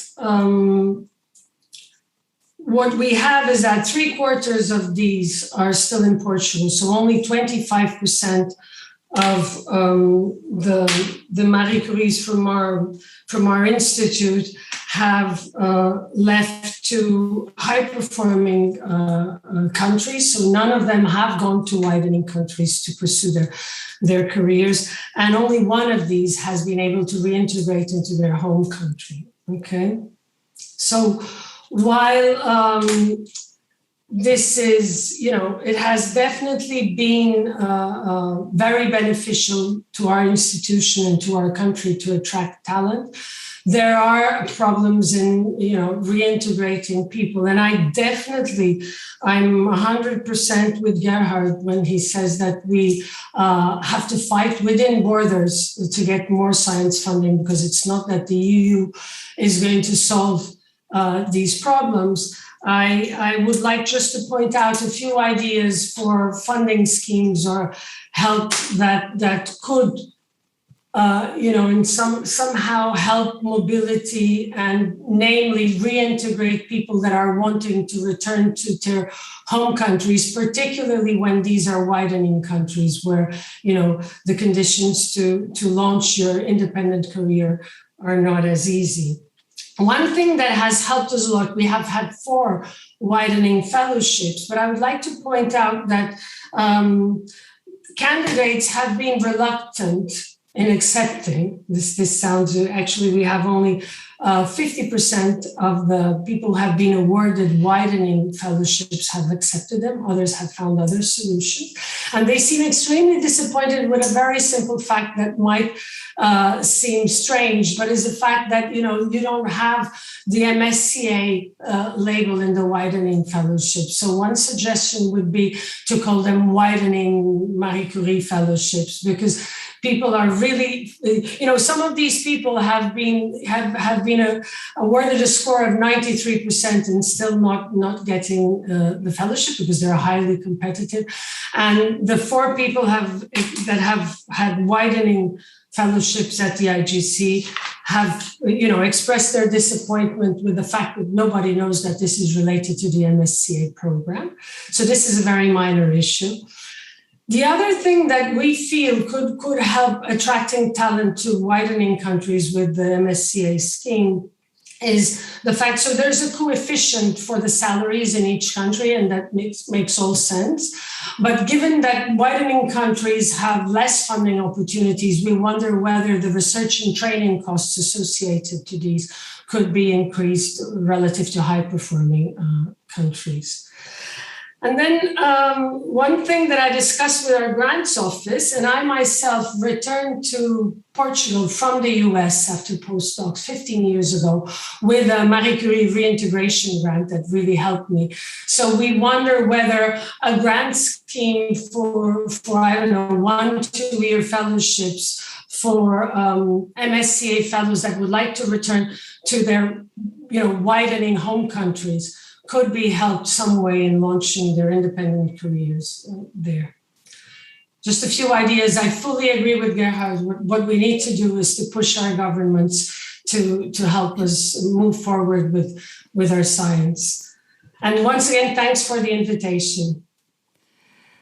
Thank you, Paula. Muito obrigada pela reflexão, pelas sugestões. Thank you for your reflection. Thank you for your suggestions. And now we are moving to Alain Verretz. Alain, hello, bonjour.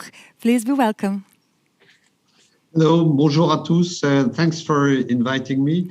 I will try to be very short because time is flowing and maybe we should have time for some discussion. So I will go straight to the questions without any introduction. The first question asks us about what the different stakeholders can do.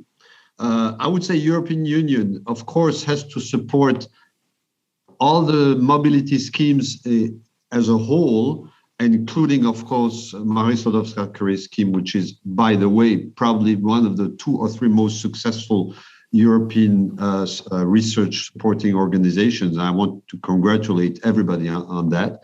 Also, capacity building actions.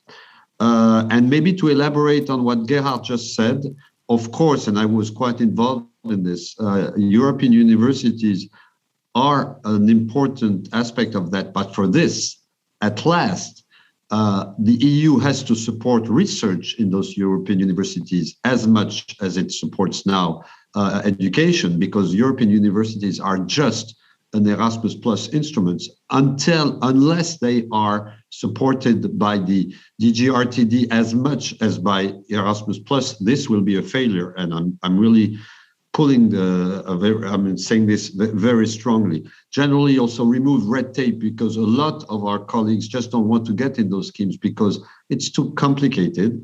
And finally, also something that has not been alluded to too much, and going back to the member state issue, the member states have to realize that cohesion and regional policy has a lot of financial resources. They are much larger than the framework program. And so this is a good way also to build up the research infrastructures and generally the capacity of a member state to greet back its scientists. And this has to be exploited. For the member states, I will not elaborate more. It has been said before, but I just would want to insist that, of course, it's an issue more probably with the member states and then with the European Union.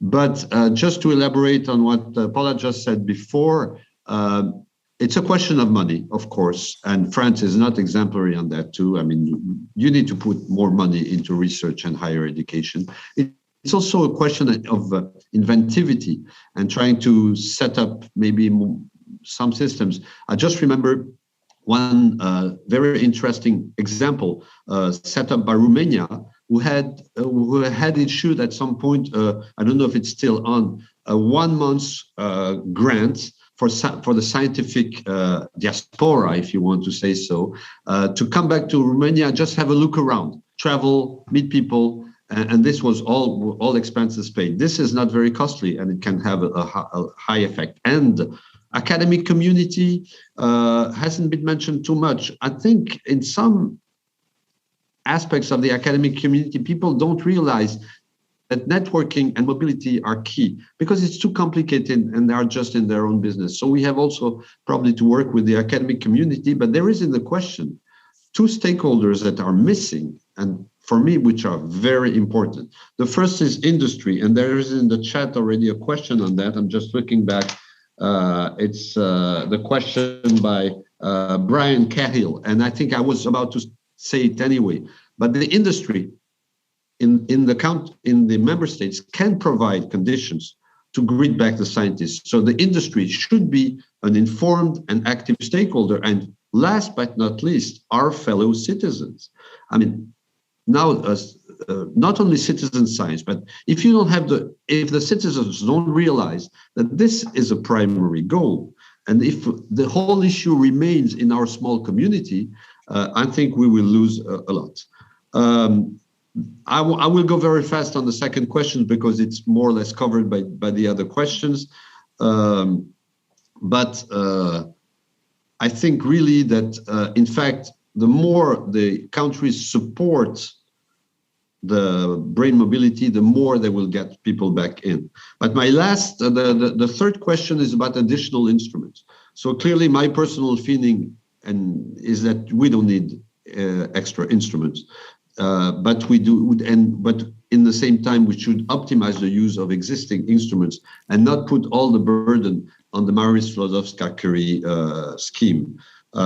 By the way, it was mentioned before the Zagreb call in 2020, and the Zagreb call called for a wide array of instruments and not just for one magic wand. And maybe as a conclusion, I just would like, because the Zagreb call, for example, called for, and I quote, create and sustain more collaborative networks. And maybe it's time that I speak a little bit of my other responsibility, is cost. But before, in other networks, the new scheme of the EU on missions is probably a great tool to start up new networks. And I think the French presidency will work a lot on that, but so you can refer to a meeting, I think, which is in March of next year.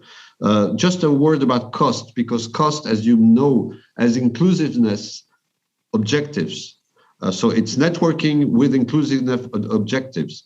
And we have, for example, the notion of cost inclusiveness target countries, which are more or less widening countries. And you might not know that, for example, you need an approximately 50% minimum number of cost inclusiveness target countries in a proposal for cost network. 3 concrete outputs of cost, and I will have finished.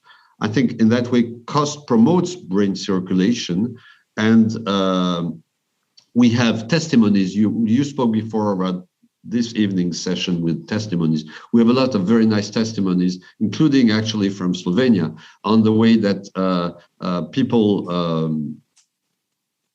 are happy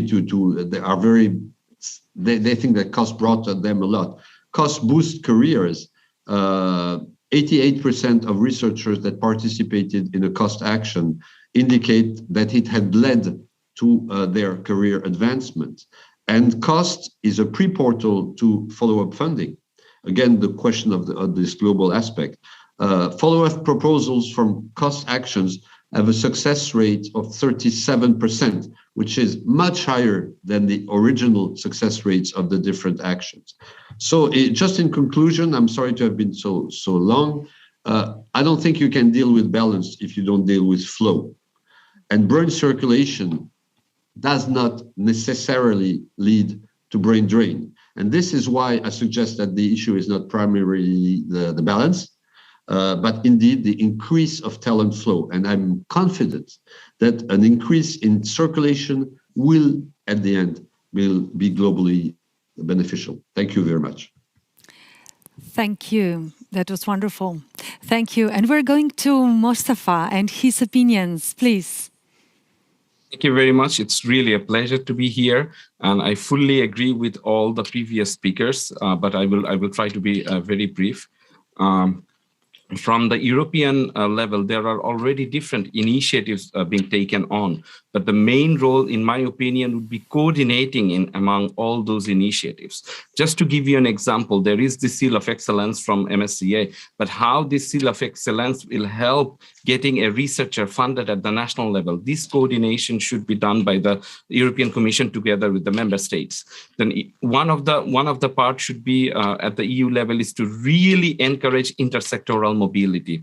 My previous speaker already said it, but there is a data from Moore 4 survey which shows that the intersectoral mobility is the least significant one with the interdisciplinary and international. And this is quite important because we are not talking about in this conference so far yet one of the biggest challenge for research career, which is academic precarity.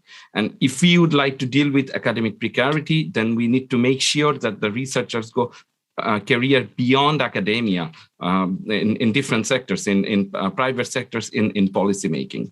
And now comes to the biggest part for the member state, which is, we all know, we said it again and again, but let's give some statistics. According to the Eurostat, the average spending on EU in R&D is 0.8%, and the recommended is 3%.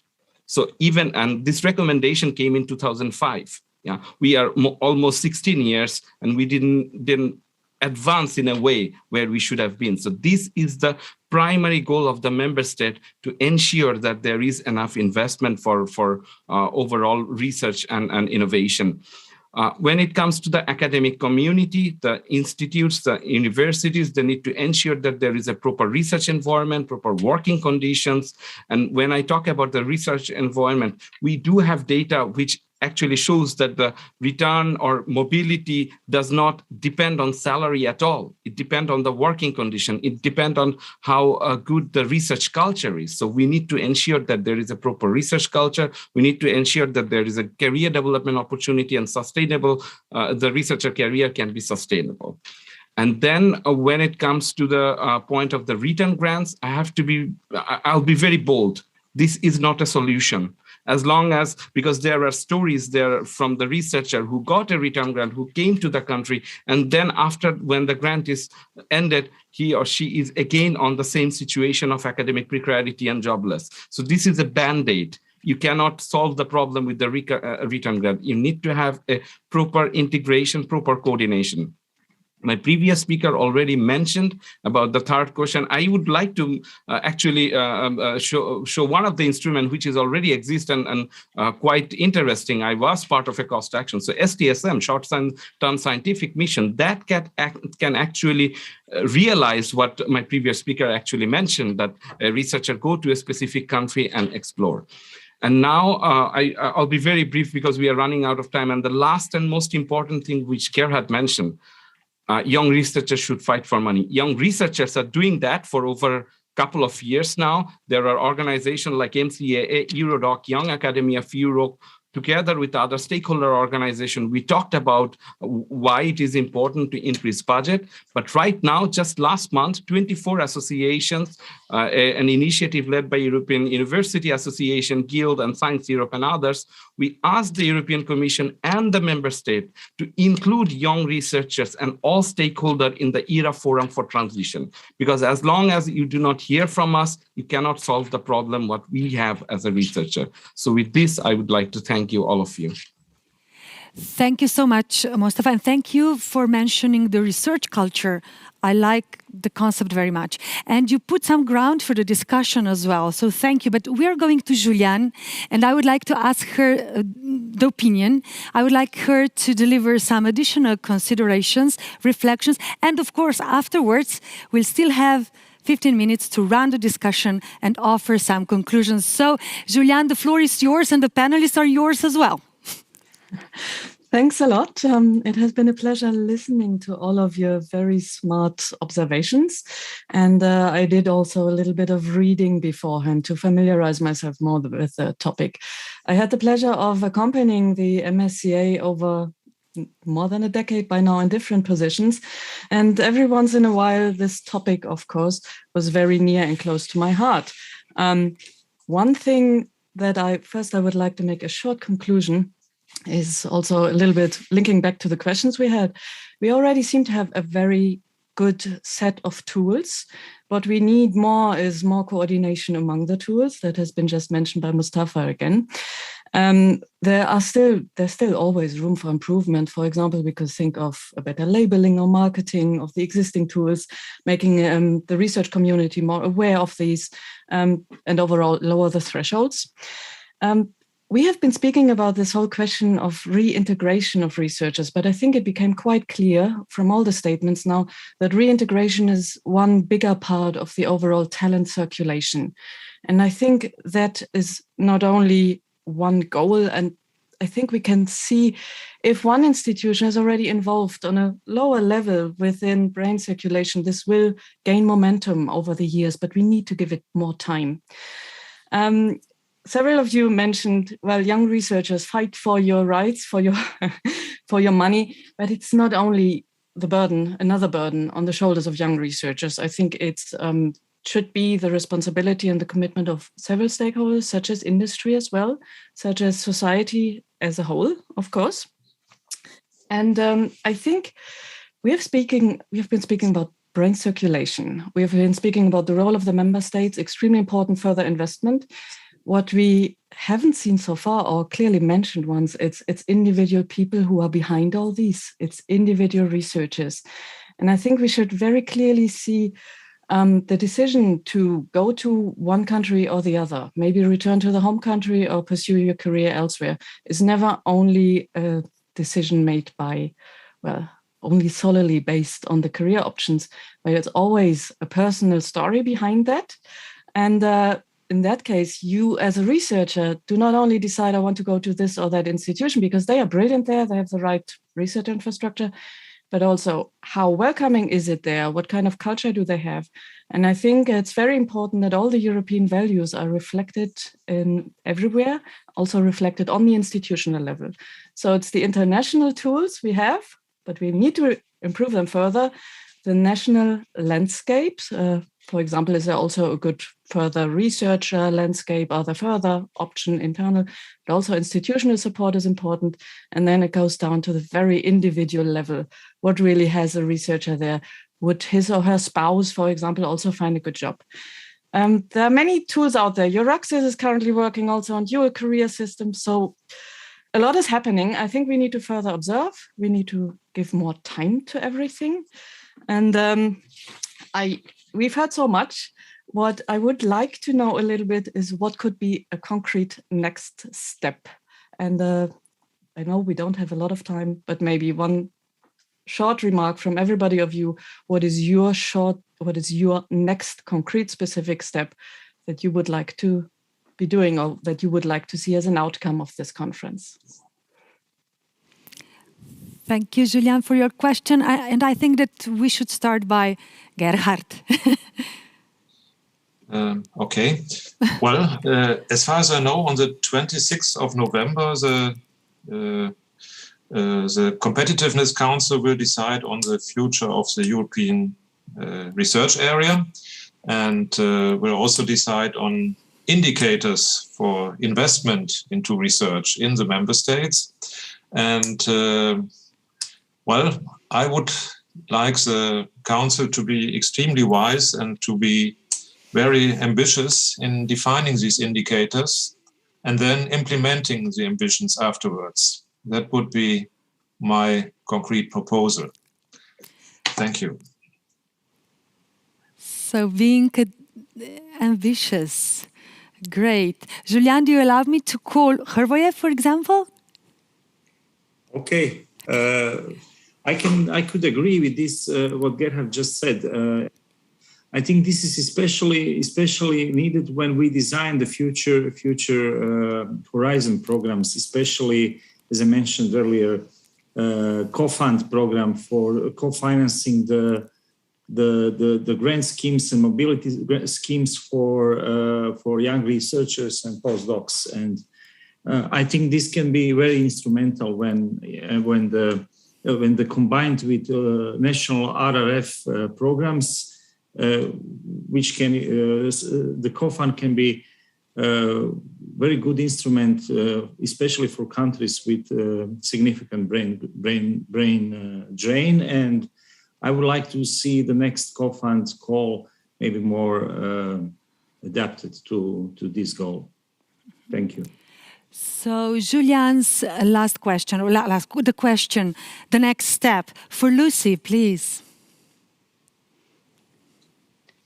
Well, I think there's several next steps for us. Of course, it's this discussion is an important step and a very important contribution also to our reflections that are going to feed into to our study. I think we're going to take a lot of these suggestions back and also start thinking about it. I think there's been some very, very interesting input and contributions and lots of very useful food for thought. So we'll be reflecting on all that. Okay. And what does Paula says? So, Paula, o que é que ela diz? Yeah, so I don't think I have, much more. I've already given some specific ideas, but anything that can, you can come up with the European Union can come up with trying to help attract great scientists to widening countries is definitely a help. And I think should be something that should be thought of as you go along, right?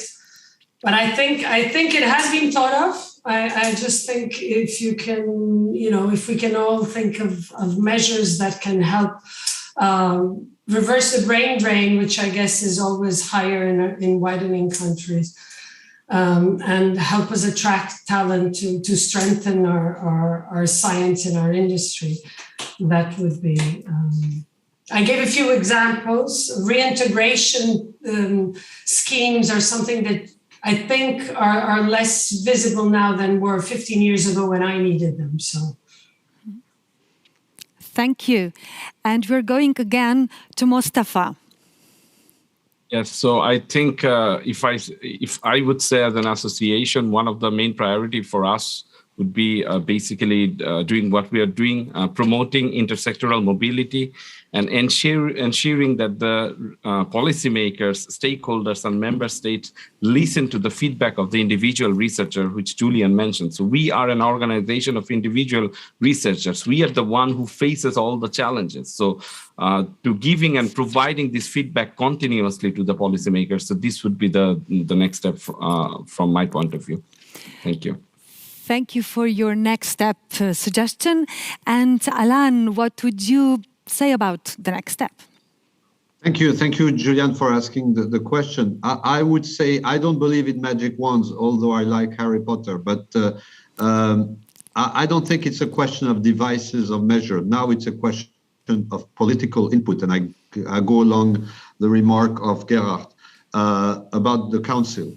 We are between us. We all agree about science and how important it is, but we are a closed circle. And if it does not permeate to member state, if it does not permeate to the Council, it will be just a closed club forever. Brain circulation is one of the key ways to foster European competitivity, European economy, and the well-being of European citizens. This, I'm saying it, everybody says, oh yes, well, this is commonplace. It's not commonplace for our politicians, either at the European level. How many times did the President of the European Commission speak about research in her last State of the Union speech? I think once, and for applied research. So clearly we have a problem at the EU level, we have a problem at the member state level, and thus we have a problem at the Council level. So this is, I go along with Gerhard, now it's time that research and brain circulation is at the top of the agenda, and unfortunately it's not there. and it should be. And the last word should be from Juliane. Please. Thank you very much for this opportunity and listening to all of you. So this could be one concrete step. The outcome of this commission is let's bring the message clearly to the political decision makers on all levels. And it will be our pleasure, the pleasure of all speakers. I hope I can speak on your behalf to help you with that. Thanks a million. And I look forward to, hopefully, the next steps then. And maybe we'll meet each other in a couple of years again and things have changed to the better. It would be wonderful to see that. Thank you.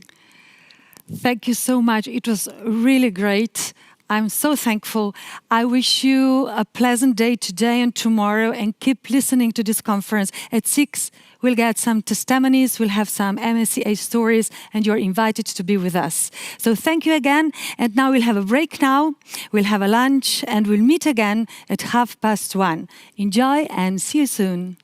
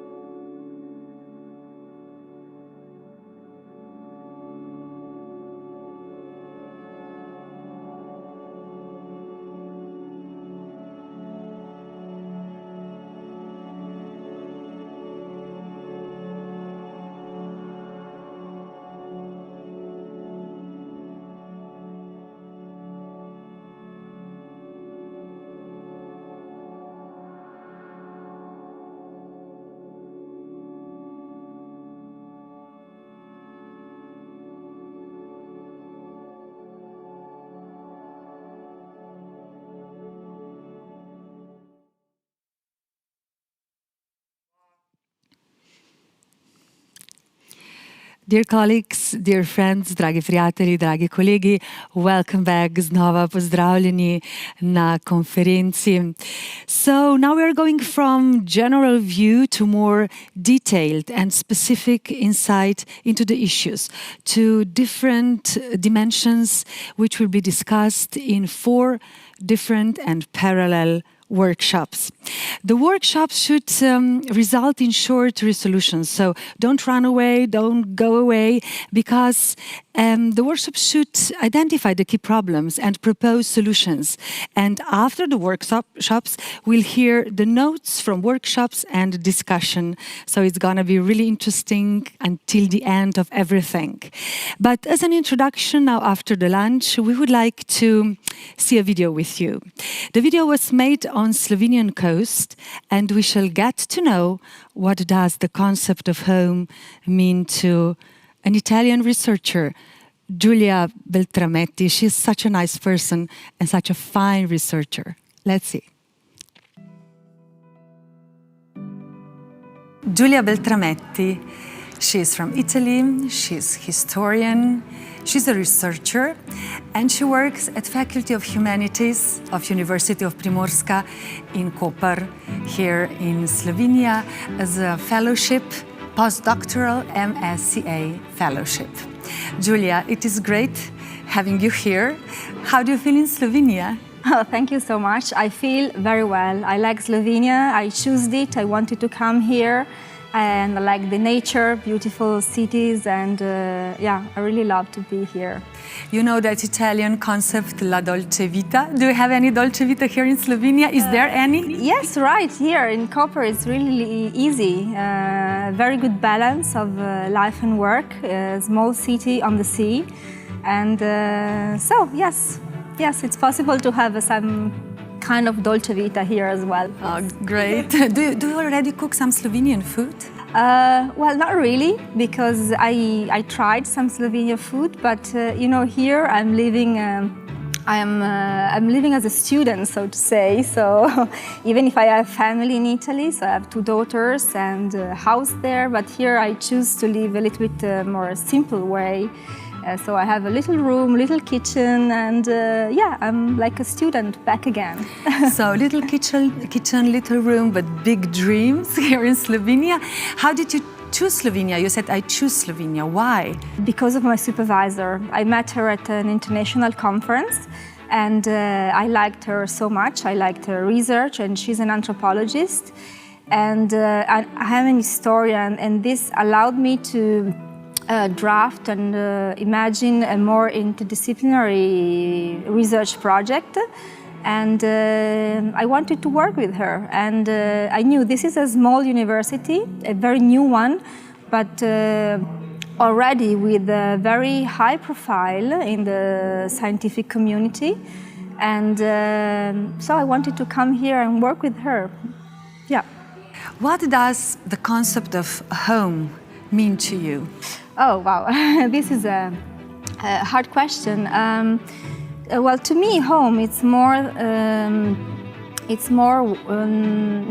related to a place, but it's more related to me being me, to a place where I can do my job, accomplish something, and so this can be all over the world.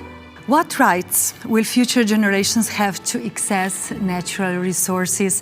That would be, in general, I guess, this major question in your research project. It is a scientific question of my research project, but this is also a social and a political question. I think, and this is the highest aim of my project, that it's really time to rethink our relation with nature, the very relation man and nature, and history and historical and anthropological research combined together can say a lot about this relation. As a historian, which is your favorite history period? I'm dealing mainly with the modern and contemporary history. So it's not Renaissance Italian, no, for example? no, not really. I'm doing environmental history, so dealing more with landscape and environmental issues. It sounds very interesting. So I guess that this answer will be positive. So do you think that your MSCA experience, fellowship, will positively affect your career, which is brilliant? You're a brilliant researcher. Yes, at all. It's an incredible opportunity. As you know, it's a fellowship, very top-rated, so it's a big achievement. It's a big achievement, and it's very challenging, you know, to live and work abroad. But it gives you many opportunities, and well, first of all, when you get MSCA fellowship, you have research fundings, which is very important to do research, and so you can really set up your frame, your research frame very strongly, and yeah. So it's a great opportunity, yeah. You said to us that you have 2 daughters. I know it's a very personal question, but was it hard to go like 7 hours away from Turin? Well, not really. We decided with my family that that would be the best thing to do. They stay there at home with their father, my husband, which is a wonderful father. And I'm staying here, and I can concentrate very well and work very hard while I'm here. And I am a happier mom when I'm home. Of course, and it is very important for daughters to see a working and happy mom. That's, yes. But after your MSCA experience, you're going back home? Again, what is home? I don't know. I mean, I'm studying Slovenian, since I'm living in Slovenia. I'm studying German again. Because, well, mainly because my sources, historical sources here are in German, most of them. And I'm doing a secondment next year in France, in Nice. So who knows, I'm open to every possibility. And being open, this is very important in life. So I wish you a brilliant career, a very good stay in Slovenia. Thank you. Thank you so hvala much. lepa, hvala lepa. Grazie, grazie mille. Hvala lepa.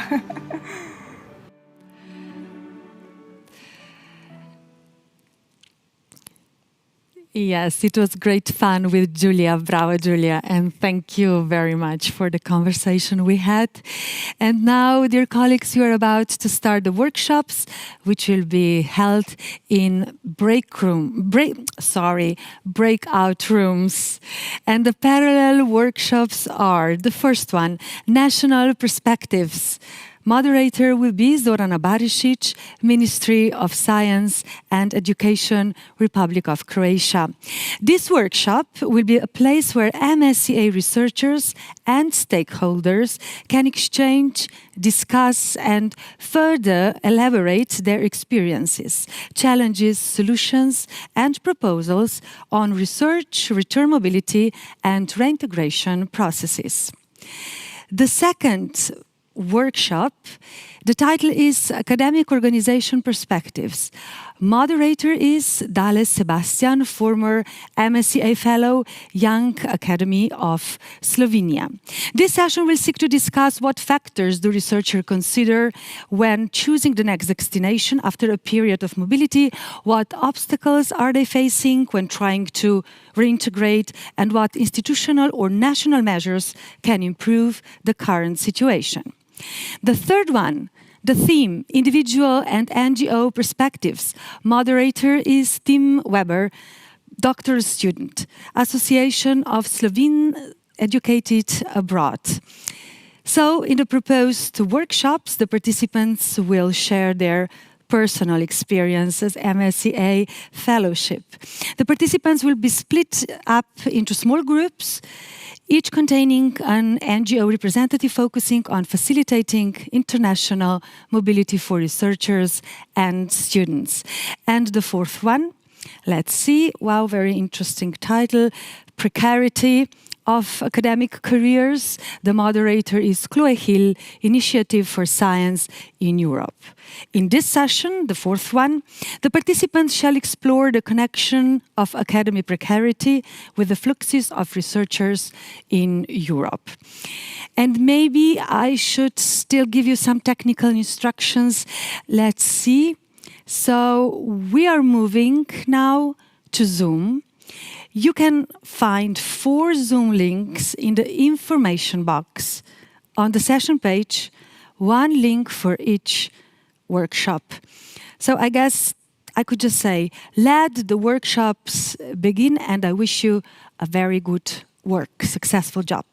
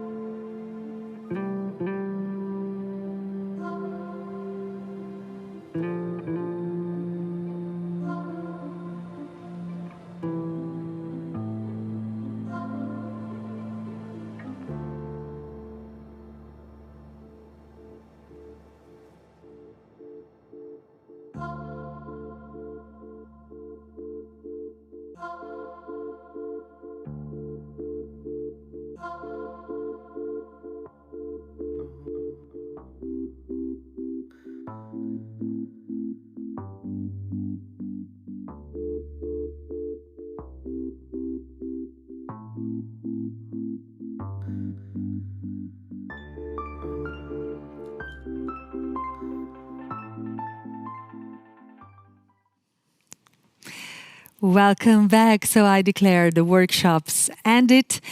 And thank you, experts. Thank you, young people. You were doing such a great job. Also here in the studio, it was really a great pleasure to listening to all your words, and it was really quite live and dynamic discussion. So congratulations, my compliments, really. Now I would like to ask you for the, let's say, shorter solutions that should bring, if not today, maybe shortly in the future, some very good and fine solutions. So we are about to hear the notes from workshops and discussion. Let's start with the first reporter, the reporter of the first workshop, National Perspectives. And I think that I'll be hearing Sandra Vidovic. Yes, it is like this. Sandra, yes, hi, hello. Hello. Sorry, this is a little bit childish, asking everybody to wave, but this is the sign that you see me and I see you. So Sandra, hello, Agency for Mobility and EU Programs, Croatia. I would like to hear your solutions, kind of really interesting things that you can say about your workshop. Yes, thank you very much for this opportunity. We had a nice workshop regarding the role of the member states in order to facilitate and foster the brain circulations. And our panelists and our researchers who took the mobility within the Medicare reactions, they all said that the one of the reasons for the mobility is not just the professional, but also the personal and the social reasons for them to take the opportunity. For example, one of the barriers for the academic freedom and the mobility is closed academic community and society. And of course, for the research, this also happens that they sometimes have a fear of applying for the mobility because they are uncertain on how they will reintegrate in their home countries when their mobility project is over. Also, one of the important things is to provide attractive working conditions and conditions for the promotion of the researchers. And these conditions need to be included and need to be recognized by the importance of mobility itself. And of course, all these conditions should motivate a successful return of the researchers, those in outgoing and the reintegrating mobility. Also, one positive side of the mobility is that researchers have the chance to reconnect with Europe and establish networks within the Europe, especially the outgoing research with their home countries. And of course, it gives them the opportunity of working on their own project. And of course, one of the setback and the barriers of the mobility of the researchers is, of course, the lack of the excellent working conditions, such as the salary cuts, degrading working condition and hostile professional attitudes, as well as the political and social instability and so on. But on the other side, during mobility, the research have the opportunity of the new and joint projects with their own home country, and they can establish new connections with their home countries, as well as participate in other programs such as the cost actions. Thomas Boch said that the role of national state, of course, is the crucial one, and there are some actions that are in place in the EU level, but they are also in place on the national level. But in order to have the fair brain circulation, we need to harmonize those instruments between the national and EU level, and of course, we need to tackle the obstacles from the research institutions. Which means that the member states need to have the favorable conditions and give the opportunity to young researchers to start their own independent research career as soon as possible. And of course, we need to create a favorable environment with the social benefits, remuneration and competitive salaries, but also the recognition of the research career in society. And of course, one of the important things is also the research infrastructure. And we need to look at the best opportunities, such as the S-free opportunities, which give the academic freedom and opens the research system. And of course, the important thing is stability and the availability of the research funding, the integration of the research policy in other sectors, not just the social affairs and pension schemes, but other policy domains, for example, the environmental and so on. Of course, the autonomy of the research university and institute is crucial to provide a stable financing, and virtual mobility is being more and more important. And of course, the flexibility of the instruments on EU level is also very important. And we would also like to state out the collaboration with NGOs and with the industry sector as well, as because it gives the opportunity to boost more opportunities for the researchers. And basically, these are the main conclusions of our first workshop. Oh, wow, Sandra, basically, you really touched so many important issues. So my compliments and thank you so much. Thank you. And we are moving on, so we are proceeding to the second reporter, or Academic Organization Perspectives workshop. The reporter is Danila Riavec, Young Academy of Slovenia, and let's hear what Danila will say about the resolutions and about the workshop. Was it interesting? the first question, was it? Are you satisfied? Yes, it was definitely. Yes, thank you. Thank you very much for giving me the word. It was indeed very interesting and very fruitful. It's quite challenging to recap everything, and I really hope that I won't forget some key points in presenting this. Yes, let's keep the finger crossed. No, I'm sure that you will tell all the important things that you should tell. So please begin. So I will deliver the report from the second workshop, Academic Organization Perspective, where the panel was very fruitful, as I said, and they have discussed the need for reintegration of the research into their country of origin, or basically also the factors that researchers think when choosing the next destination. So about the factors that the research consider when choosing the next destination after a period of mobility. So either that would be continuing abroad or returning to country of origin. And those factors mainly seem to be the next. So it's very important that there are available work opportunities and there is a good prospects for long-term career. So this is something that it's perhaps the crucial importance. It's definitely also important the international reputation of the whole host research group. So this is something that researchers really look into. Then, of course, the conditions of highly skilled workforce. But what I found interesting was also that the researchers, of course, they specifically look into the topic that is offered by the host institution. So certain universities are simply offering the exact research topics that the researcher is looking for. And on the other side, we have researchers that know exactly his or her goals and has a clear career plan on what to do, and then also later what to integrate back home. So if we have that knowledge and if a researcher has a clear goals, then that's definitely easier. We also had some examples that the physical presence is also still a factor. So, for example, we had one panelist who is doing research on the topic of archaeology in Mediterranean, so that fit very, very well into her decision making. What is also important by the researchers is basically knowing the host, knowing the supervisor.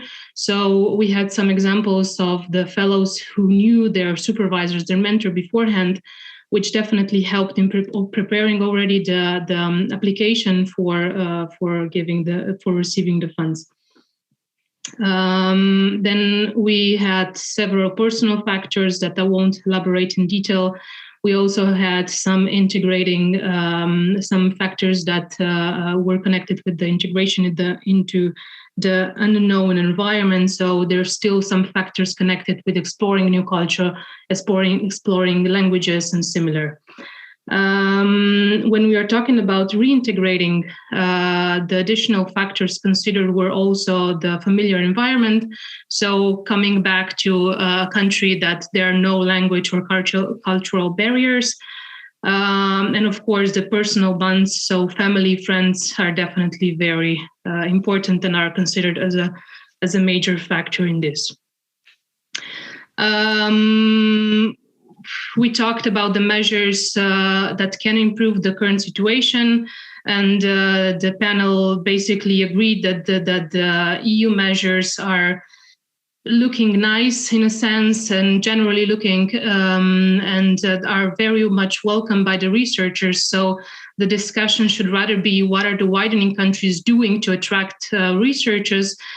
For example, we had some cases from Serbia and Slovenia that there's still much to do within those countries. There's also a need for stronger local support. So people that are reintegrating, people that are coming back are very happy for the administrative logistic funding support that they can have, they can receive at the country that they are reintegrating.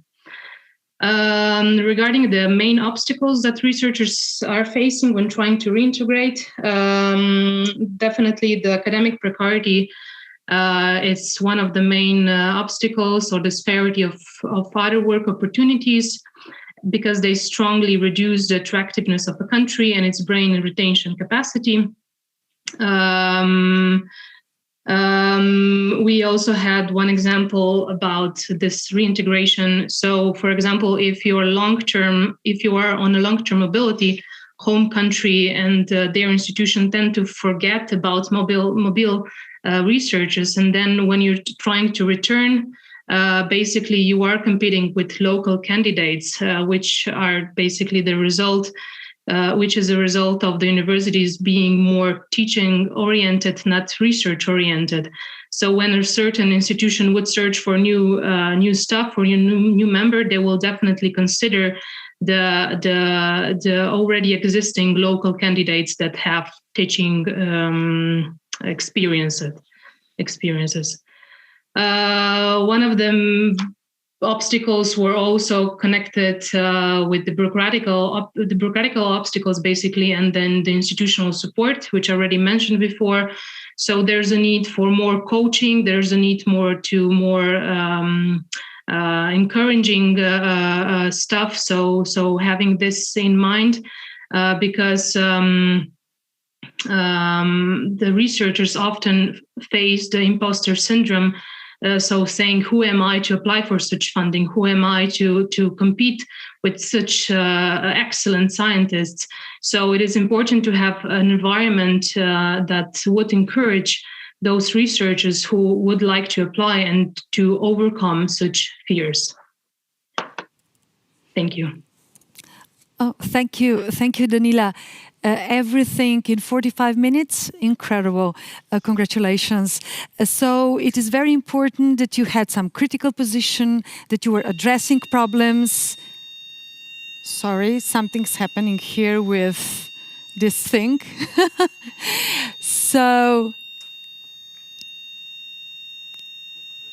okay, I should just continue.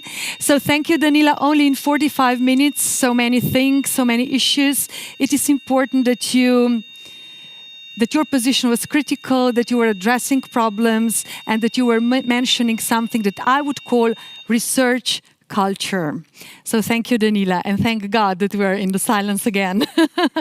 And now, Danila, Sandra, we are moving to Tim Weber, Association of Slovenes educated abroad. Educated abroad. Well, we are facing a lot of problems here. Not really. That was the first problem. But you were facing the problems, I guess, because the theme of your workshop was individual and NGO perspectives. So let's hear the report. How was it going in your workshop, Tim? That's right. First of all, thank you to all the participants who really put a lot of effort and a lot of thought into these fruitful discussions that we had. I also have to comment that there seems to be a common thread between the reports going on. There's issues that keep coming up on different levels, which in my mind just makes it even more obvious that they need to be addressed somehow. So our workshop was structured around NGO perspectives and the individual approach to international mobility. We invited a few different NGOs that work in this space from the Czech Republic, Poland, and Croatia, along with our association, which help to foster mobility within the European Union. There was sort of a common understanding and agreement that such NGOs are really here to offer support to researchers during their mobility, before their mobility, and after their mobility, with all kinds of resources that are not normally available. However, there was also a common consensus that these should not be the sole responsibilities of the NGOs. There must be more done from the side of the member states, as well as the research institutions that scientists go to foster this sort of brain circulation. Specifically, what we discussed in our workshop was the different challenges that individuals face before, during, and after their mobility. Like it's already been said, there's a very common thread that the other rapporteurs also mentioned. We touched on the precarity of work, but also with respect to the fact that mobility is oftentimes a mandatory part of your career progression in certain academic fields. without this mobility oftentimes being looked upon as such. So some people mentioned their experiences where they would have to go abroad for a certain period of time to do either teaching or research at another institution, but then when they would come back, they would sort of fall out of the normal progression ladder and hierarchy that's sort of established in university circles. On the other hand, you have examples where if there is such a mandate, people only pretend go abroad, essentially just crossing the border to get those mandatory experience, just because they are really afraid that they won't be able to find their way back into the academic ladder. There were also other issues being raised in terms of gender equality that is often overlooked. We are many member states with many different cultures and attitudes. And in a lot of countries, research is still being looked down upon, and there isn't. Oftentimes, participants mentioned that there isn't enough space for women to be actually included and to participate on equal footing, which is something that definitely needs to be addressed. We also touched upon many other issues. Including financing for researchers and students in enlargement countries. Oftentimes we forget that it's not anymore just about brain drain, but about brain circulation. It's about not only letting people go to fill out to live their lives to their fullest potential, but also inviting and attracting people to live their dreams in our countries. And here participants mentioned the fact that there are major funding discrepancies when it comes to research opportunities.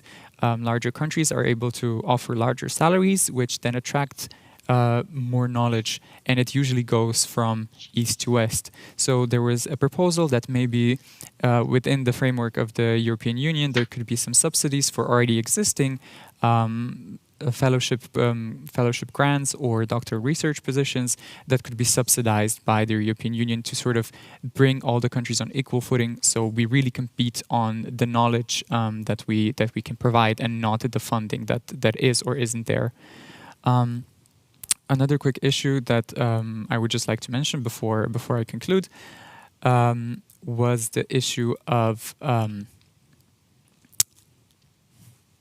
which one? that one. The last one. And the shorter solution about something. The very last one. The very last one. The very last but one. Maybe you remember it, because I was thinking about another thing now, because right. it is so nice. I'm really enjoying listening to all of you, and to you as well, Tim. So you as a researcher and a Slovene educated abroad, where do you feel at home? I guess this must be an international community. Yeah. It's kind of difficult to just name one place that you call home. I think I'm sort of split between all the countries that I lived. I have friends, researchers, colleagues everywhere, and every time I return, I sort of feel I'm back at home. And what is your field of research? I'm currently I'm doing a doctoral degree in cell biology of Vision East. So you like it? I love it. It's amazing. It's really nice. But it's one of those things where I would have much preferred to stay at home to do this kind of research. But there's a bit of a lack of opportunities and a lack of funding essentially for such research to be completed here. Right? But you believe, as I believe, that we are able to change it. In a positive way. That is the thing. Every time I speak with anyone about the state in Slovenia, I sort of become sad and mad at the same time, because I see the enormous potential that we have here. When I speak to academics here, everybody's so passionate. Everybody has that spark that drives you to do excellent research, and we know what the problems are. We have great solution proposals. They just have to be enacted. Somebody has to, say it loud and clear what we need, and actually fight for those changes to happen. I really believe that NGOs do play a key role in that, as sort of the voice of the community. We are able to better advocate for our members, for people who have gone through the same experience, but it's not just on us. It needs to be a societal push towards better appreciation of research, better appreciation of science, and to actually put it on the daily agenda every day, not just when it's convenient and when it's election time. Once per year, maybe. Once per 4 years when election season rolls around. Oh, that's tragic. So you will say it loud and clear, okay? I hope I am. Agreed? I hope I am. So do you want to say something more? Did you remember? No, you in told the end, essence, I'll just conclude by saying that we've done much more than I was able to report here. We will be producing a short publication that I hope will be also published in the proceedings of this conference, where you can read all the specific challenges that individuals face during their mobility and the specific solutions that we were able to come up with during these 45 minutes. Thank you so much for the opportunity to speak. Thank you, Tim, so very much, and a lot of success in your research career and in your private life. Thank you very much. Thank you, Tim. And we're going to our fourth reporter. It is the reporter of the workshop dealing with precarity of academic careers. And I am saying hello to Marco Massia, Initiative for Science in Europe. Hello, Marco. Hi, thank you for introducing me. You're welcome, and you just go ahead. Thank you. Okay, so we had a very interesting discussion in our session. It was really good because we had a lineup of speakers that were exceptional. So we had a speaker representing an important funder, EMBO, which is the European Molecular Biology Organization. They fund excellent research in life sciences. And so she presented one of the different initiatives they have just to try to support the brain gain in Eastern European countries, or let's say what they call widening countries, right? So the main thing is that they say that young group leaders are the ones who will bring change in the systems, and then it's very good to incentivize them to go back to the countries, establish their own research group, and then bring novelty and also a new approach to research. So this was very enlightening as a beginning. Then we had Alexander from the European University Association. He is in charge also of the Council for Doctoral Education, and so they have a particular eye on what happens with doctoral education, but not only. Their members are universities all across Europe, so they can survey their members and have an idea about diversities across Europe and what are the main drivers for attracting doctoral researchers there. And one thing that they have found is that disparity of funding to institutional and national level is actually something detrimental for attracting people. Then we had two former MSCA fellows, both from Eastern Europe, one from Poland, Maria, and one from Hungary, Gabor. And the first one, actually, after doing a bit of research around Europe, went back to Poland, also with an MSCA fellowship. The other one decided to not to go back there. And of course, there are different reasons why not to go back or why to go back to a country. I would just like to mention that the most important things that we identified are, on the one side, having opportunities in one country, like opening new labs that attract young researchers and infrastructures. On the other hand, having, let's say, a shortage of academic freedom or having, let's say, not good networks back home, it doesn't incentivize people to go. Now, I'm aware that we don't have much time, so I will jump directly to the main conclusions we have. So after a very interesting discussion, we asked what do we need to encourage brain gain? Okay, and of course, there are many different solutions that I would qualify at different levels. So from the EU level, then national level and institutional level. At the EU level, it has been noticed that the MSCA widening fellowships are definitely helping a lot, and it would be good to have more of them. Not only because they attract people to the one-day countries, but also for established groups in widening countries, is always difficult to have more people coming there. And these widening fellowships, for the moment, are one of the few tools available, with the recommendation of having similar tools also at national level. The other thing that has been proposed is like more holistic in terms of EU investments, and it is towards establishing good infrastructures that would attract people. And I'm looking now to what Tim said, so the previous speaker said, about not going back because of lack of opportunities and funding, but it has been also noticed that there is a lack of infrastructure most of the time. So EU-level funding for improving on infrastructures, on improving the administrative support to fellows, because it seems that in many countries in Eastern Europe, the standard for the support to researchers, is quite old dated, let's say. So it would be good to innovate on it. And at national level, it's very important, it's being pointed out also by the European University Association, to have more funding, and funding directed towards improving the current system and not into let's say, reinforcing what they have today.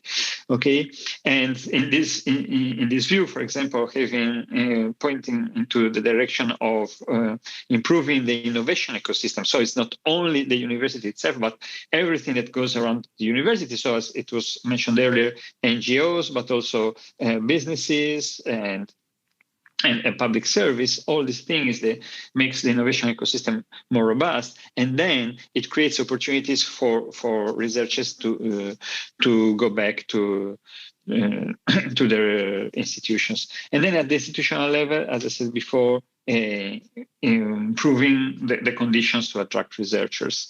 It has been mentioned also that, as we learned from COVID-19, digital technologies are nowadays very important and can support this kind, let's say, bridging the gap between the countries, also in terms of enhancing networking, supporting the establishment of that, although we recognize that it's a different game to be present in person or online, but sometimes, depending on a few activities, can be actually done online. So using digital technologies might actually help countries to attract more people. And with this, I conclude. I would have many more things to say, but we will write it in a report after that. Marco, thank you so much. You're Italian, by the way? Yes, I am. Yeah, you are all very positive people, and you know Italians say, io penso positivo perché sono vivo. Exactly. So thank you so very much to be so lively and vividly with us. All the panelists of the workshops, we really congratulate you and thank you. And now, ladies and gentlemen, dear colleagues, dear friends, dragi prijatelji, we are moving somehow to the end of our conference, but not really exactly to the end, because we still have some very important, well, it's going to be one very important point, because I am inviting Tomáš Boch, Director General for Science, Ministry of Education, Science and Sport, Republic of Slovenia, to deliver some policy reflections, considerations of the first day. I would like kindly to ask him to briefly summarize the main points of the first day of our conference. Tomáš, be welcome in our studio, and the floor is yours. Thank you very much, Blažka. First of all, I would like to thank you actually to guide us through this first day of the conference. And actually we heard quite a lot of things from different angles during these few hours. First of all, the message from our Commissioner, Maria Gabriel, and our Minister. And after that, the personal stories, the institutional positions, and also some other reflections related to the research careers, the mobility, and actually, I would say a bit broader, also about the research and career opportunities of young researchers. Actually, it's important to say that the topic about the people, about the researchers, is one of the core stories of several presidencies now.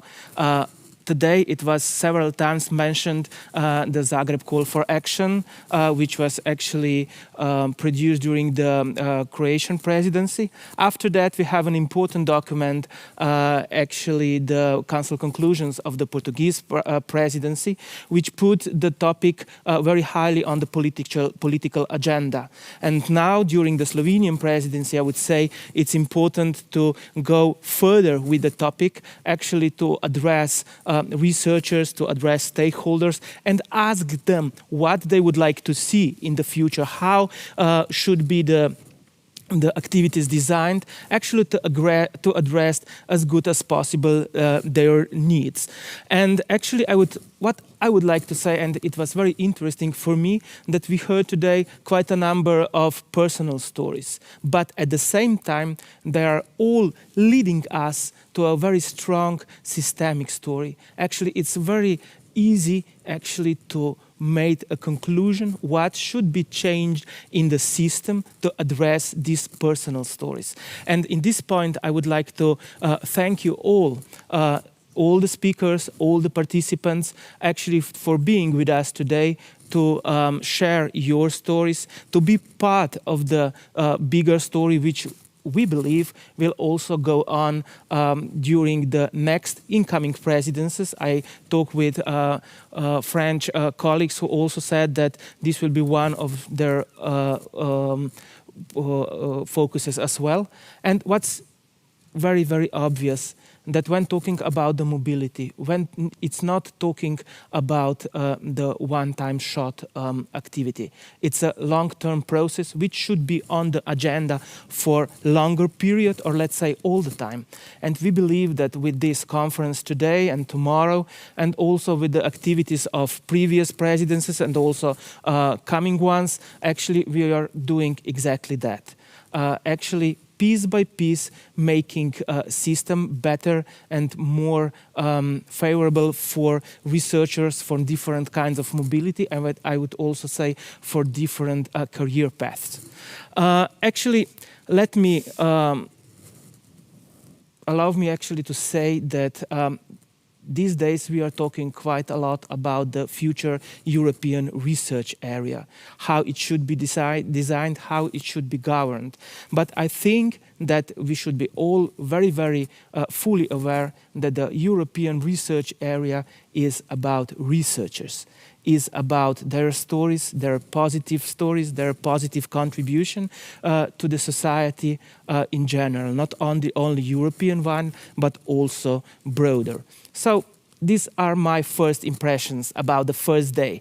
I believe that we are not even in the half time of our conference. As you already mentioned, in a few hours we'll have an evening event with stories of MSCA fellows.